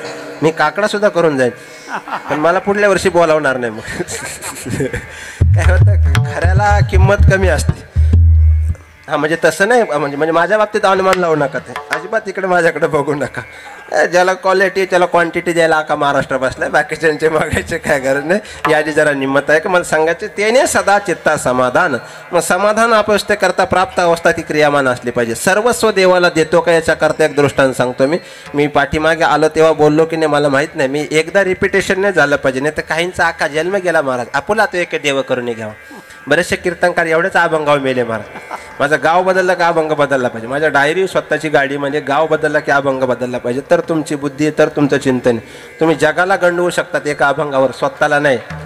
एकाच अभंगावर आपला तो एक देव करून घ्यावा. शेवटी तेवढ्याच अभंगावर तो कीर्तनकार मेला आणि त्याच्या 10व्याला जो कीर्तनकार आणला ना त्याने सुद्धा तोच अभंग घेतला, आपला तो एक देव करून घ्यावा. काय फरक पडतोय का. कलियुग फास्ट झालंय महाराज थोडंसं. जाऊद्या प्रबोधन बोलतोय एक चिंतन महाराज. आता लोक अभंगाकडे नाही, ते प्रबोधन किती बोलतंय, व्याख्यान करतो इकडे जातं. काय गरज नाही, सोप्या भाषेत सांगतोय का. याच्यातूनही प्रबोधन होतं. कलियुग फास्ट झाले. आता नाही चालणार जगन मिथ्यान ब्रह्म सत्य. आता बदलावं लागेल. आता या पोरांना मी जर आत्ता म्हणलं ना लाईव्ह स्वर्गन वैकुंठ पाताळ, तर यांचं उत्तर असेल आमचं यान चंद्रापर्यंत गेले. तर यानानं जर सिद्ध केलं वरती देव आहे तर आम्ही मान्य करू. 5Gचा जमाना आहे, तिथपर्यंत चालन का. कालाय तस्मायने मग बदल झाला पाहिजे महाराज. इतका बदल झाला पाहिजे ना, पोरं फार चॅप्टर झाली. आपल्याकडे शिक्षण पद्धती सेमीचे इंग्लिश झाली, इंग्लिशचं पर्यंत बहुत गेली, पण प्रक्रिया तीच आहे, क्रियामान तेच आहे. माझा स्वतःचा अनुभव सांगतो, एका मिनिटात सिद्ध करतो. माझा पुतण्या आहे 5-10 वर्षाचा. त्या कार्ट्याला त्या दिवशी बोर झाला. कार्ट्याला कसाही बोर होतो कलियुगामध्ये. आपल्याला बोर झाला तर फटके होते म्हाताऱ्याचे आपल्याला जुन्या काळामध्ये. त्यांना बोर झाला आणि ते माझ्या जवळ आला. आता नाही आलं, एक 2-4 महिन्यापूर्वी आलं. आता लगेच नको, 2-4 महिन्यापूर्वी आलं, म्हणजे मागच्या लोकसभेच्या वेळेस आलं. आणि ते आल्यानंतर असं बसलं माझ्याजवळ. मला म्हणला काका लय बोर झालं, एखादी गोष्ट सांगा ना. शिक्षण पद्धती किती सुधारली याच्याकरता सांगतो मी, ऐका एका मिनिटात. त्याला म्हणलं बाळा मला गोष्ट येत नाही. तो म्हणला मग कीर्तन नको, लय लांब येतं. म्हणला गोष्ट सांग. म्हणला कीर्तन मला गोष्ट येत नाही. मी त्याला म्हणलं अरे बाळा गोष्टी सध्या काका पुतण्याच्या चालू आहे महाराष्ट्रात, बाकी काय गोष्टी आहे म्हणलं महाराष्ट्रामध्ये. म्हणजे आमच्या दोघांच्या. तुम्ही तिकडे जाऊ नका बघा, कृपया तुमच्या पाया पडतो. आता आपल्या दोघांच्या चालू आहे म्हणलं. आता त्याच गोष्टी बाकी इतकी फास्ट आहे महाराज, न सांगता तुम्हाला कळवे त्या अंतर. इकडं काही गरज नाही, तिकडं बोला एका मिनिटात माणसं तिथं जात आहे महाराज. काका पुतण्याचं चालू आहे, तुम्हाला एखादी गोष्ट सांगा. म्हणलं बघ जास्त गोष्ट येत नाही, फक्त शिक्षण पद्धती किती सुधारली याच्याकरता सांगतो मी आपल्याकडे. त्याला म्हणलं एक कावळा होता. म्हणलं बरं मग तो सकाळी गावात आला. म्हणलं बरं मग तो मंदिरापुढे आला. बरं म्हटलं मग त्याला तहान लागली. म्हणलं मग गावामध्ये एक पात्र होतं, त्याचं पाणी खोल गेलेलं होतं. बरं मग त्या कावळ्याने त्याच्यामध्ये दगड टाकायला सुरुवात केली. बरोबर ना. 80 वर्षापूर्वी तुमच्या काळातला कावळा दगडच टाकत होता. तुमच्या काळातला कावळा दगडच टाकत होता. मित्रमंडळी तुमच्या काळातला कावळा दगडच टाकत होता, असा वर्ल्डच नव्हता. आणि आमच्या काळातला कावळा जर दगडच टाकत होता तर शिक्षण पद्धती सुधारली किती. त्याला म्हणलं मग तो म्हणला 5 वाजेपर्यंत म्हणला बाळा त्या कावळ्याने दगड टाकले आणि 5 वाजता पाणी वरती आलं आणि मग कावळा प्यायला निघून गेला. ते कार्ट्याचं समाधान नाही झालं. म्हणला काका खरं नाही वाटत. म्हणला असं लांब गेलं. म्हणला कावळा मूर्ख होता, 10 ते 5 पर्यंत दगड टाकत होता, पण सांगणारा महामूर्ख आहे म्हणला. इथं अक्कलच बंद झाली त्याच्या पुढं. म्हणलं कसं काय. म्हणला कोणत्या काळातल्या गोष्टी सांगताय. 5Gच्या काळात BSNLच्या गोष्टी सांगता तुम्ही. म्हणलं कसं काय. सकाळी 7ला कावळा दगड टाकायला लागलं, 5 वाजेपर्यंत ह्युमॅनिटी पॉवर टिकेल का त्याच्यावाला. कावळा मरून जाऊ शकतो. म्हणलं मग त्याने ऑर ऑप्शन पर्याय वापरायला पाहिजे होतं. मला काय करायला पाहिजे होतं. मला बाजूला लेफ्ट टर्न घ्यायला पाहिजे होता. असा भव्य असा मॉल आहे, तिथे 25 पैशाला स्ट्रॉ भेटतो. स्ट्रॉ आणू दे, स्ट्रॉ बुडू दे, कावळ्याला पिऊ दे, कावळा उडू दे. इतकं गतिमान जीवन झालंय. आपल्याला सुद्धा त्याच पद्धतीने फास्ट कीर्तनकार थोडेसे वेल एज्युकेशन जर असेल तर ती पारमार्थात आणू शकतात. तीनही भाषेत चांगल्यापैकी कीर्तन करतो मी असणारे जयेश भाग्यवंत. आम्ही सर्व मंडळी एकत्र अभ्यास केलेली मंडळी. पण आता कालाय तस्माय ना, मग तसं लोकांना पचत नाही म्हणून कधी कधी आम्हाला तशाही दुकानातला माल विकत घ्यावा लागतो, ज्याला विथ डेट ऑफ MFC आणि विथ डेट ऑफ एक्सपायरी नसते. विठाला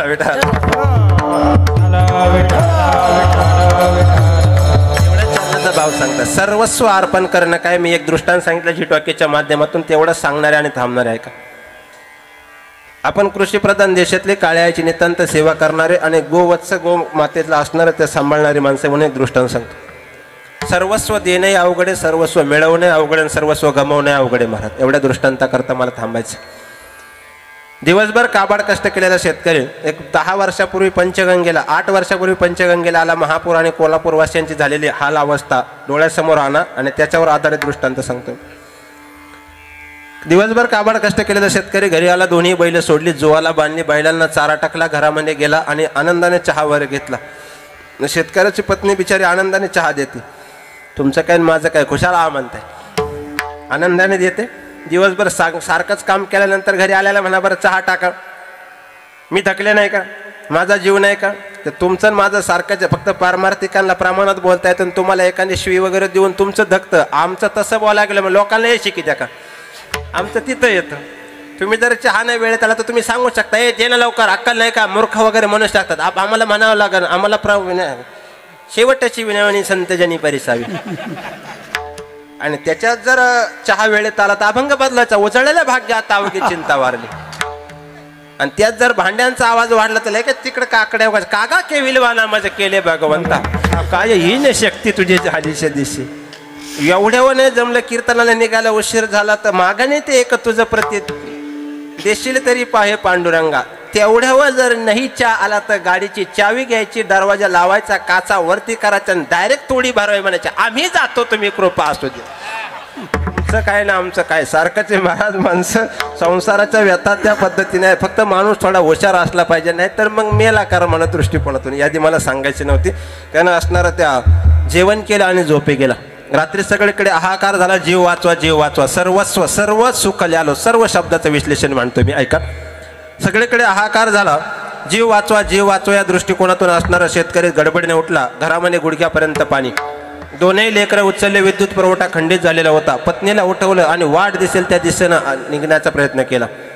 दिवस उगेपर्यंत डोंगराचा कठाडा कुठेतरी सापडला. आपण सुखरूप सुटलो या दृष्टिकोनातून पत्नी आणि मुलांना ठेवलं. दिवस उजाडलेला होता.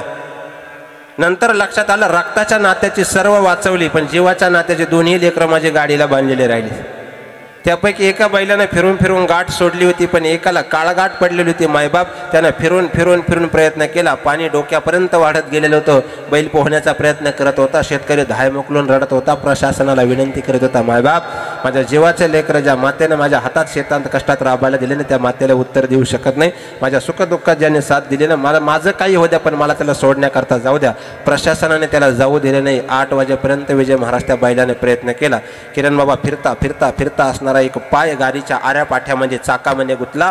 मांडी मोडली गेली आणि आता पाण्याच्या वरती दिसणारी शिंग निष्ठे नाबूद झाली. शेतकऱ्यानं हंबरडा फोडला. जगताच्या मालकाला विनंती केली, हे दयागण भगवान परमात्मा, आजपर्यंत तुझ्याकडे कधी काय मागितलं नाही. बेरोज असणार किंबहुना बेभाव मिळाला असेल, कधी महाकाळ, कधी दुष्काळ, कधी परिस्थिती, तरी सुद्धा परिस्थितीची सामना करून शेती करत आलो. काळ्याची सेवा नितांत पद्धतीने इमानाने इतबारानं करता आलो. मला जीवनात स्वतः करता काय नकोय, फक्त माझं लेकरू 2 दिवसाच्या पुरानंतर जिवंत असावं. आयुष्यभर तुझे उपकार फेडणार नाही, हे माझं सर्वस्वाचं मागणं आहे. 2 दिवस झाले महापूर ओसरला. 65-70 वर्षाचं वय असणारा व्यक्ती 5 वर्षाचा लेकरासारखा ऊन वारा चिखल माती याचा भेद विचार न करता घराच्या दिशेने पळ सुटला. याच्याकरता नाही माझी संपत्ती, माझं घरदार, माझा प्रपंच वाऱ्यावर पडला असेल, हे नाही, माझं लेकरू जिवंत असेल या दृष्टिकोनातून पाहत चालला. तर 2 दिवसापूर्वी भाद्रपद पोळा होऊन गेलेला होता. दाय मोकळून घरापाशी रडत आला, पळत आला. महाराज त्याला आनंद वाटायला पाहिजे तर कुठेतरी आडोशाला बसलेलं माझं लेकरू मला मिळावं या दृष्टिकोनातून. पण त्या घराजवळ आल्यानंतर 100 वर्षाच्या व्यक्तीचे पाय थरथरावं तसे पाण्यामध्ये चिखलामध्ये पाय थरथरले. गुडघे जमिनीला टेकले, हंबरडा फोडला. कारण त्या पाण्यामध्ये बुडून असणारा त्या लेकराचा मृत्यू झालेला होता. त्या मुक्या जनावराचे शब्द मालका करता असं वेगळ्या. तुझ्या बोटाने लावलेला हिंगळ आजही तसाच चमकत होता. तुझ्या हाताने बांधलेला घोंगराचा गंडा आजही पाण्याबरोबर तसाच खळखळून वाहत होता. तुझा शेताचा गाडा ओढताना माझा कधी काही दम तुटला नाही, पण निर्दयी निसर्गापुढे माझा काही दम टिकला नाही. मेलो तरी खचू नकोस. या गाड्याला दुसरा सर्जा झोपून पुन्हा शेतावर जायला चुकू नकोस. आठवण आली तर माझं कधीतरी आठवणीखाली एक झाड लाव आणि त्या सावलीत बसल्यानंतर कधीतरी पाठीमागे फिरून बघ रे बाबा, हा सावल्याच्या रूपाने सुद्धा सर्जा तुझ्या पाठीशी उभा असेल. परिस्थितीची झुंजार देऊन पठार भागातल्या विचारा काडी काडी करून आम्ही प्रपंच बाजूला ठेवून जनावरं जगत असतो. निर्दयी निसर्ग कोपलानं किरण बाबा का एका दिवसात कधी कधी अतिवृष्टी, कधी असणारं या विजांचा कडकडाट, याच्यातून असणारं होणारी हानी एका सेकंदात त्याच्या जीवनातलं सर्वस्व घेऊन जाते ना, तेव्हा त्या निर्दयी शेतकऱ्याला विचारा गड्या की या जीवनातलं सगळं गेल्यानंतरची अवस्था काय असते. काडी काडी करून जमल्यानंतर मला एक गीतेचे बोल आठवले. मी कधी शपथ जास्त म्हणत नाही, पण ते तंत त्याच्याशी जुळतं महाराज. हा करा पलरान देवा जळला शिवार, तरी नाही धीर सांडला, खेळ मांडला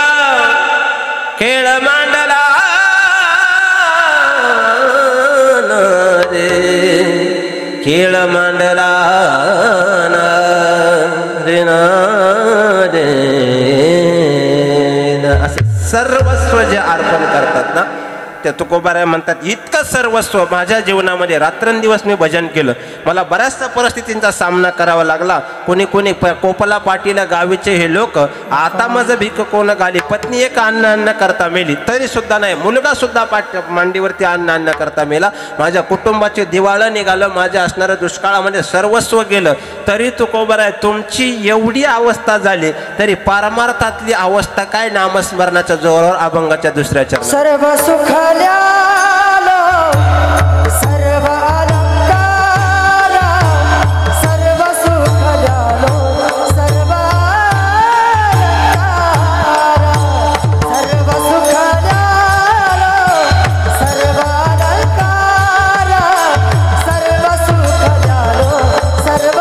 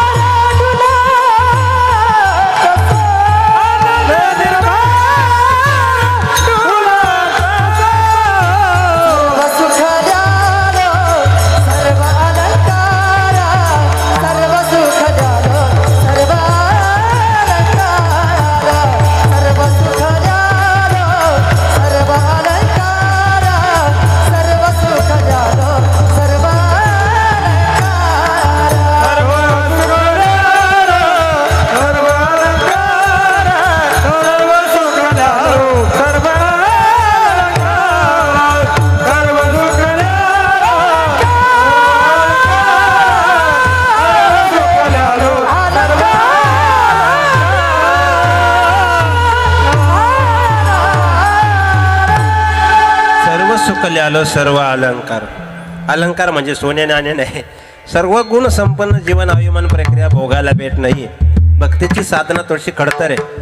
आपल्याला सर्वांना न्यात आहे, भगवान बाबांच्या जीवनातला अनुभव सर्वांना न्यात आहे. एकच दृष्टांत सांगतो. लहानपणी सद्गुरू माणिकगिरीजी महाराजांकडून माळ घालावी म्हणून बाबांकडे गेले. बाबाने सांगितलं जा त्या मंदिराच्या कळसावर उडी टाक, विश्वास होतो करे स्वामीवरी सत्ता.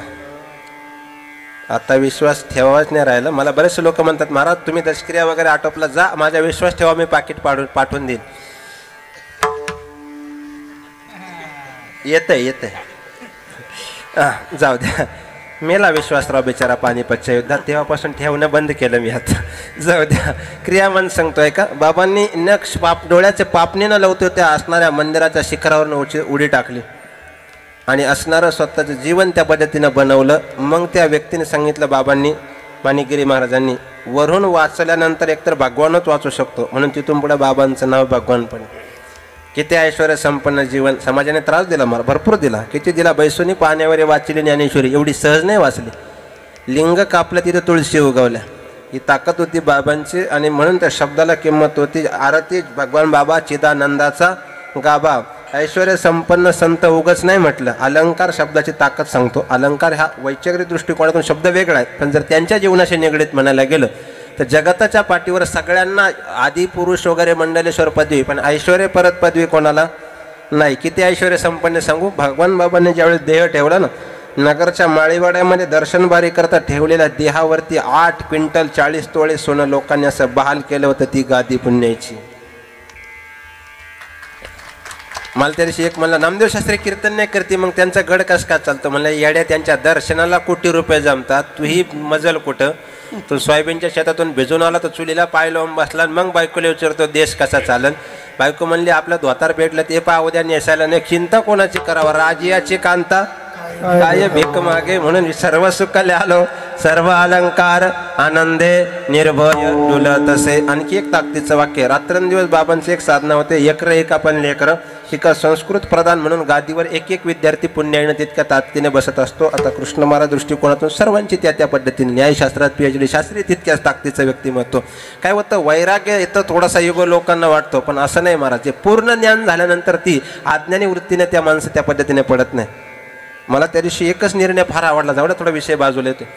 ज्या दिवशी गडावरचं वातावरण आणि बीड जिल्ह्याचं वातावरण त्यांनी बघितलं, त्याच्या दुसऱ्या दिवशी उत्तराधिकाऱ्याची नियुक्ती करून टाकली. जाणत्या माणसांची लक्षणे, जाणतेने तवच जियावे जव अपकीर्ती अंगानं पाहिजे. आपला पाडला तरी म्हणतो परत प्रयत्न केला पाहिजे. तुम्ही याला पाहिजे, कशाला उद्योग करतो, कुठेतरी थांबलं पाहिजे की नाही. मग कोणत्या भजनानं त्यांनी इथपर्यंत पदवी मिळाला. असो ऐसा कोटी आठवची नाही, देहीचे विदेही भोगू दशा. कबीरजींचं वर्णन कमलाने शिर खंडोने टाकिले. मीराबाईच्या बाबतीमध्ये विष स्वतःच्या बापाने पाजलं तरी अपने मन की मैं जानू उनका मनकारा.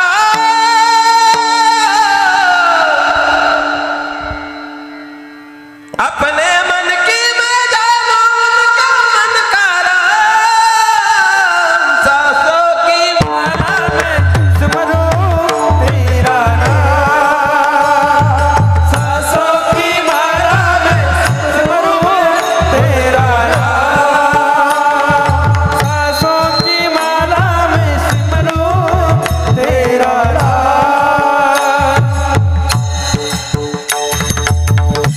शेवटपर्यंत विष बापाने पाजलं तरी जगताच्या मालकाने एक शब्द सुद्धा अंगापर्यंत येऊ दिला नाही. देहीच्या विदेही भोगू दशा. आपला पूजेला जरी बसला ना, पूजेला सकाळी सकाळी देवपूजेला, आणि त्याचा मित्र त्याला भेटायला यावा, तो दलिंदर मित्र वनव्यामध्ये गारव्यासारखा. कोणी सांगितलंय कोणी दलिंद्राने ते गाणे. काही मला तेवढे येतं का तुला. म्हणलं ते नाही येत मला. काही म्हणायला सांगतात, मला असं फरमाईश करतात महाराज. मित्र वानव्यामध्ये, मित्र केला महाबळीन कामाने. मित्र बास नको लय, एकच असावं बजरंग बली सारखा महाराज. देवाची सीतामाई नेलेले कळल्यानंतर रावणाच्या नगरीत जाऊन लंका पेटवणारा सारखा असा एखादा मर्द मित्र जीवनामध्ये असावा का जो आपल्या कामाला येईल. यादी सांगतो, जर आपले देहीच्या विदेही अवस्था आहे, जर चुकून देवपूजाया बसला आणि त्याचा जिवलग मित्र इथं आला आणि दुर्दैव त्याला बिचारायला भावकीने चांगलं पिसवलेलं असावं चारही बाजूनं, त्या दोघांच्या गप्पा विषय येतो, त्यांचा झाला नारायण असेल. ते कशा असतील गप्पा सांगू का. मग रामभाऊ जाऊ दे, पार उघडवलं भावकीनं आपल्याला. चंदन हातात आहे बघा, इतकं उघडवलं ना, लय सावरलं मी सगळ्यांना गोळा करतोय, पण परत पसारा फिरतोय. जाऊ दे, पण मी सांगतो, जर आपल्या मनगटात दम असताना आपणही लढलो असतो, पण शेवटी आपल्या मनगटात जोर नाही राहिला. इथून पूजा सुरू होती. तसंही खरं आहे म्हणलं, पण शेवटी जाऊ दे, किती कुणी काही केलं तरी माणसाने माणसाच्या पाठीवर मारावं, पण पोटावर मारू नये. आता सगळ्यांच्या दृष्टिकोनातून सगळं संपलंय म्हणलं, पण या सगळ्यांचं माझ्या गळ्यापर्यंत आलंय. पण कोणाला किती घासू दे, कोणाला किती पसरू दे, शेवटी कोण कोणाच्या नशिबातला नेत नाही. ही भक्ती. गिरधर लाल तो बाबा का भुका, राग कला नहीं जानत है, तुकारना क्या गाव कोई सुनने पर्यंत. म्हणून जाता जाता विनंती करतो, चांगलं भजन जीवनामध्ये करा. आता सुंदर काकडा चालू आहे ना आपल्याकडं. दुर्दैव गावोगावले कठीण. काकडा चालू जर नसन तर चालू करा, काय हरकत नाही. आता भजनात 7 दिवस सप्ताहात तरी असेल ना, नाही काही काला नाही भेटत, पण सप्ताहात तरी मग काकड्यात येत जा. आणि किमान काकड्यात आल्यानंतर आहे ना, जे भजनात पेटी ठेवत जा, आणि ते अभंग आहे ना पेटीच्या स्वरात गात जा. स्वर्गात जायचं तुम्हाला, स्वर्गात एका मिनिटात नेतो. जायचंय का स्वर्गात नको, मग नरकात नको. नेमकी राहता तरी कुठं, मृत्यू लोकातच बरे. वरती गेल्यावर इंद्राची गादी घेतील. देवेंद्र हुशार आहे तसा. देव इंद्र म्हणलं मी. उगाच अंगा ओढून घेऊ नका. तो गादी देत नाही कोणाला. देव इंद्र पुण्याची या पावटी सरे सवे इंद्र. मी पुराव्यासहित बोलतो महाराज. मी त्याला गोष्टी सांगतो ऐका. इथं यायचं असं नाही म्हणायचं हर्या राम असं नाही. असं नाही. असं गोड भजन. सकाळी सकाळी जर स्वर्गात जायचं असेल ना, पेटीवाला स्वर गात असला ना, तर असणारं मस्त त्याच्या पाठीमागे स्वर गात जायचं. कसं स्वर गात गेले तर तुम्ही आपोआप स्वर. किती सोपं आहे. गायनाचे उडे आपुलिया छंदे. महाराज नाट्यसंगीताची खरी ताकद होती. आपली वेळ संपली. नाट्यसंगीतातले गीतं इतकी गोड होती महाराज. ती गायली की अंगावर रोमांच यायच्या जुन्या काळामध्ये. मी एक काय म्हणत असतो, पण आज काय झालं कारण नेमकी वाघ समोरून लढायला गेलं म्हणतात ना, धनुष्य घरी तशी अवस्था झाली. आज आल्या आल्याच आवाज खाला. ते 9 ते 11चा परिणाम आहे हा. इकडं चालत नाही. आधी पोटोबा झाला का मग विठोबाकडे लक्ष कमी जात. आणि मोकळा असला का पळायला. तुमच्या नाशिकच्या भाषेमध्ये बैल घोडा जरा रिकामा असला का पाठीवर चांगला पळतो असंच ना. नाही तर जास्त जोगेला असलं त्याला फटका द्यावा लागतो. त्या म्हणजे बुवा धोरणात असावा त्या पद्धतीनं. अन्न जास्त झालं का युक्त आहार विहार. पाहते गीतांची ताकद किती होती. वाट एका की तमाची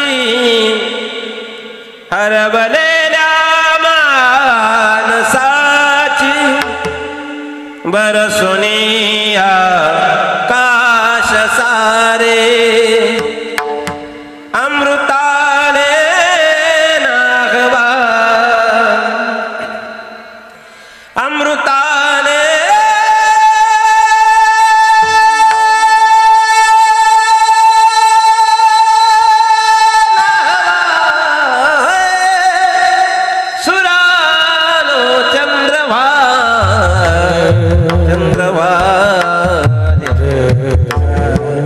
कानाला गोड वाटत.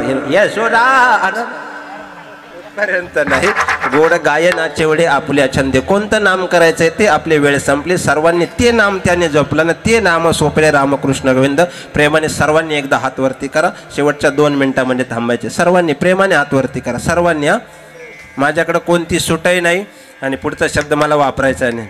सगळ्यांना समान आहे माझ्याकडे. सरळ सरळ मध्ये कोटमगावच्या येड्याबाबळे वाढल्यावर सोडू नका खाली. म्हणजे सरळ वर ठेवा. वर तुम्ही एवढे असत बसा. आपण चला विठोबा रखुमाई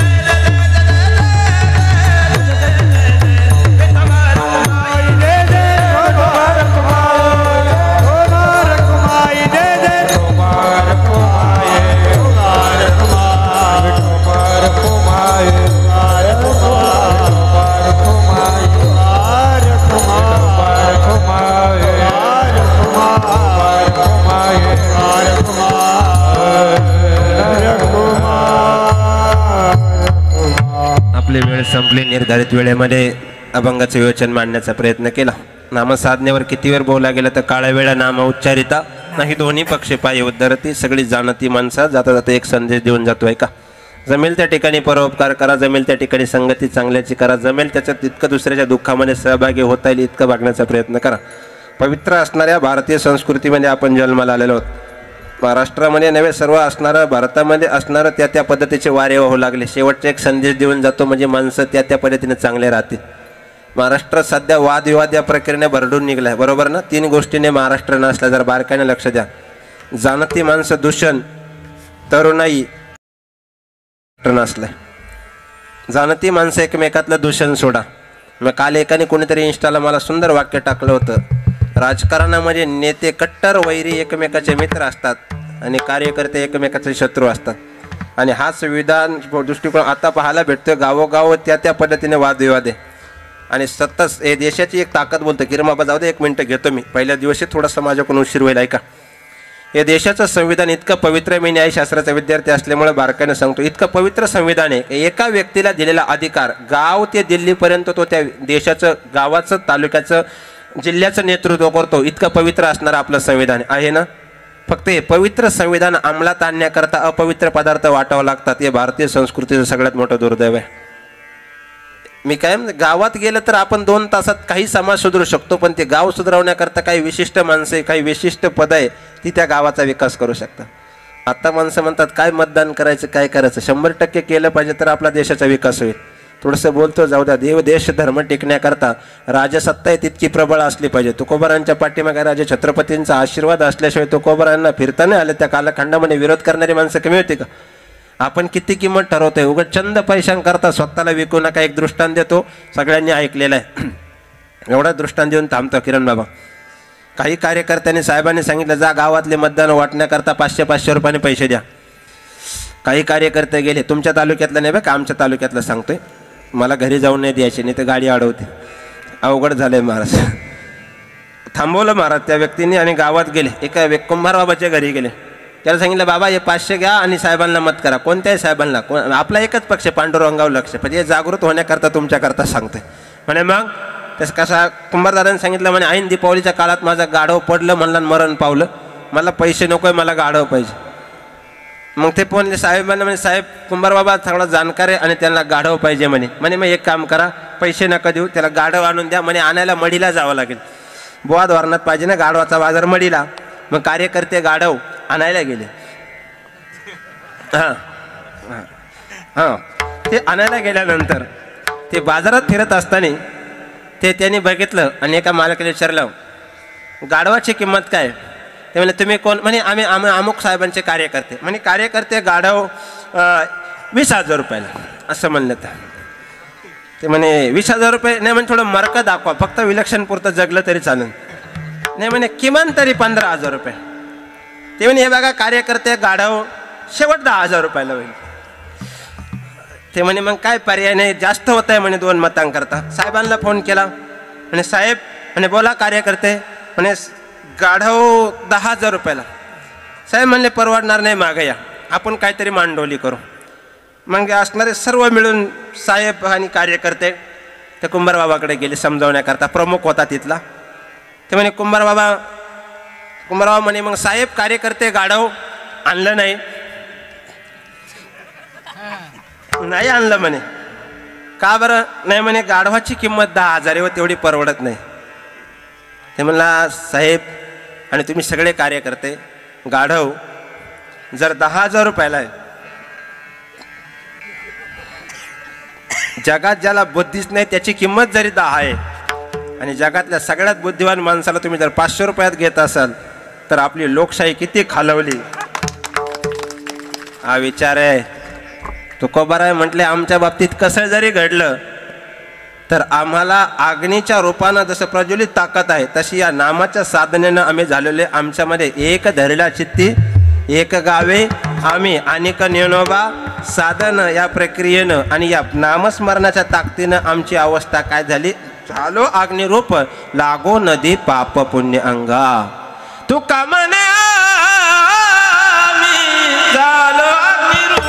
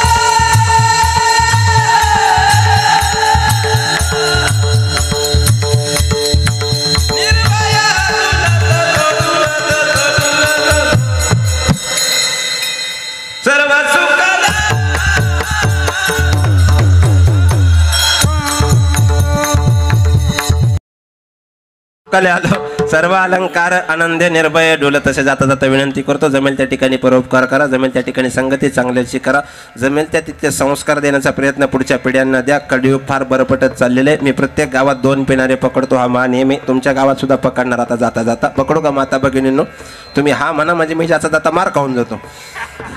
कुणाही पिणारा असेल तर मला त्याचा अंत करून दुखावणं माझा सापेक्ष हेतू नाही. पण बसल्या सप्ताहामध्ये पहिल्याच दिवशी त्यांनी असा नियम केला पाहिजे. किरण बाबा जास्त लांब बोललं मी 10 मिनिटं तुमचे एक्स्ट्रा घेतल्याबद्दल दिलगिरी व्यक्त करतो. जर कोणी पिणारा असेल तर तो माळकरी व्हावा माझी अशी अजिबात इच्छा नाही किंवा त्याचा उठवून अपमान करावे संविधान मला नैतिक अधिकार सुद्धा देत नाही. पण या सप्ताहात बसल्यानंतर त्याचं मन जर त्याला सांगत असेल तर मी चुकीची क्रिया करतोय. मला वाटतं पुढच्या सप्ताहापर्यंत तो नाही माळकरी तरी झालं तरी चालेल. पण एक दारू सोडून किंवा व्यसन सोडून जर कुटुंबातला जबाबदार नागरिक झाला ना तरच ते सप्ते पुढे तरी काहीतरी काम येणार. आणि जाता जाता विनंती इकडं धर्माच्या बाबतीमध्ये भयानक ग्लानी आता तरुणींना भरपूर विनंती भरपूर शिका. MPSC UPSC टॉप करा. फक्त आपण केलेल्या कोणत्या एका चुकीमुळे आपल्या पहाडासारख्या बापाची मान समाजात खाली जाणार नाही एवढं जपा. बस याच्यापेक्षा काही वेगळा सप्ताह नाही याच्यापेक्षा वेगळ्या नाही. सप्ताहामध्ये परिवर्तन होत असेल तर कीर्तनकार मोठे आणा नाही तर ट्रॅक झालं. मला कुणीतरी आल्या म्हणे पिंगळा म्हणा म्हणलं तो पांगळा झालाय त्याचे 45,000 झाले. काय कोण कुठं गातंय काय क्रियामान अजिबात गरज नाही. मी मूळ त्या पद्धतीने जात नाही. मला स्वतःचं अस्तित्व असावं त्याच्याकरता पिंगळा खरा काय अनेक वारे सुटेल तातडी पाटील बोवाची मग पडेल माडी त्याची 5 पोरे लागतील देशोधडी मग पिंगळा महाद्वारी बोली बोलत देख. हे ते विश्लेषण आहे. ते 5 प्राणे पान अपान विधान व्यान समान यांची पाटील माडी जीवात्मा आहे त्याची क्रियामान संपली कर्म संपतोय वासनागंध क्रिया एवढं सांगायला गेलो आणखी झोपा येतील झालेली सेवा याच ठिकाणी समर्पित. बोलण्या चौकातून अपशब्द गेला सर्वांचा दोष पूर्ण करा.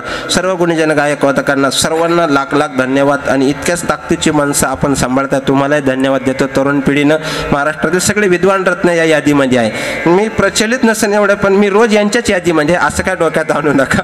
याच्यातली बरेचसे माझ्या यादीतल्या कीर्तनात येतात. किरण बाबांना त्यांना माहिती. आत्ता जाता जाता विनंती करतो 9 डिसेंबरपासून असणारा महाराष्ट्रातला सद्गुरू गंगागिरीजी महाराजाचा दुय्यम ताकदीचा सप्ताह माझ्या पठार भागामध्ये चालू आहे. 110 गावांचा सप्ताह 2-3 करोडच्या आसपासचं नियोजन आहे. जर योगाला तर कृपया सर्वांनी त्या सप्ताहाकरता भेट द्या. ते वैभव बघण्याकरता या. मी आदरणीय सर्व महाराष्ट्रातली गुणजन मंडळीनं वैयक्तिक माझ्या पद्धतीने फोन करून एक दिवसाकरता आपला नियम असा आहे की एक कीर्तनकाराला 1 दिवसाला महाराष्ट्रातली गुणीजनांची दोघांची यादी 4 गायक परत दुसऱ्या दिवशी ते नाही 7 ते 7 दिवस असणार. त्या पद्धतीनं तुमचे मला वाटतं 27 मिनिटं 23 सेकंद एक्स्ट्रा घेतल्याबद्दल दिलगिरी व्यक्त करतो. झालेली सेवा समर्पित वाणीला पूर्णविराम. ज्ञानेश्वर ज्ञानेश्वर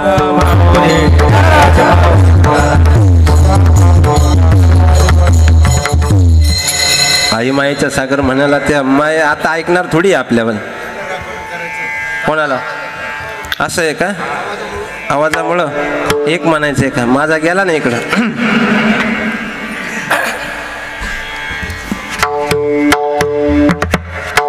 नबीची चांदणी तू चंद्राची कोर शीतल तुझी छाया मला हवी जीवनभर तुझ्या शीतल छायेमध्ये उभं आयुष्य जगेन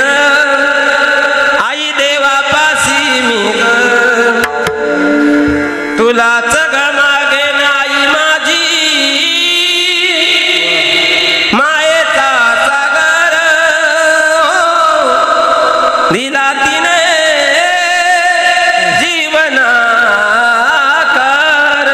तळपत्या उन्हात रक्त्या रानात राहिली समाजासाठी तू कष्टाच्या कामात.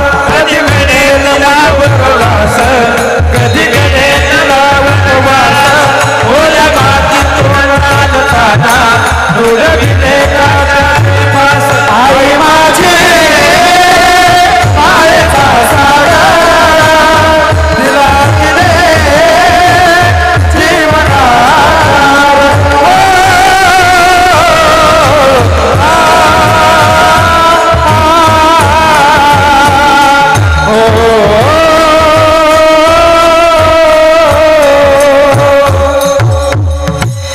आता याचे 50,000 सेपरेट होते. खरं बोललं मग तिथं येत जाऊ द्या, आवाजाच्या जादूगार वगैरे काही नाही, ती निसर्गाची देणगी मला. सकाळी काय झाले, गाईचा दशक्रिय होता आणि त्या सिंगल भोंग्याचा गेन वाढेल राहिला, त्याने कॅल्शियम ओढलं. नाही तर माझा जिंदगीत कधी आवाज बसत नाही. आणि थोडंसं दीपावली महाराज थोडं फराळ आवाजाचं पार तिथं फराळच झालं का. म्हणून जाता जाता तुमच्या सर्व गुणीजन गायक वादक, गावाचे ग्रामस्थ, सप्ताह कमिटी आयोजक नियोजक, तरुण वर्ग 9 ते 11ला विशेष आहे आणि ऐकणारे इतके सुज्ञ का एक शब्दात त्याला लिंक लागते. म्हणून तुम्हाला सगळ्यांना धन्यवाद. टाळकरी वादक सर्वांना, साऊंड सिस्टमवाले तुमचे विशेष आभार. माझा गेलाय पण तुम्ही वाचवला. मी तर बऱ्याच ठिकाणी येरती माईक दुःखाची जननी आणि तुका म्हणे मेलो सांगता सांगता 2 प्रकार घडतात. पण सर्व सुज्ञ वारकरी संप्रदायाची पताका संपूर्ण मनसे म्हणून झालेली सेवा समर्पित. 7 दिवस असंच बहुसंख्य उपस्थित उपसरा. सर्व विनेकरी, टाळकरी, चौकदार, साऊंड सिस्टम, गुणीजन गायक वादक सर्वांच्या चरणावरती नतमस्तक. जास्त बोललो असन कमी करा आणि कमी बोललो असन रिकाम्या जागा तुम्ही स्वतः भरा. विठ्ठल जय जय.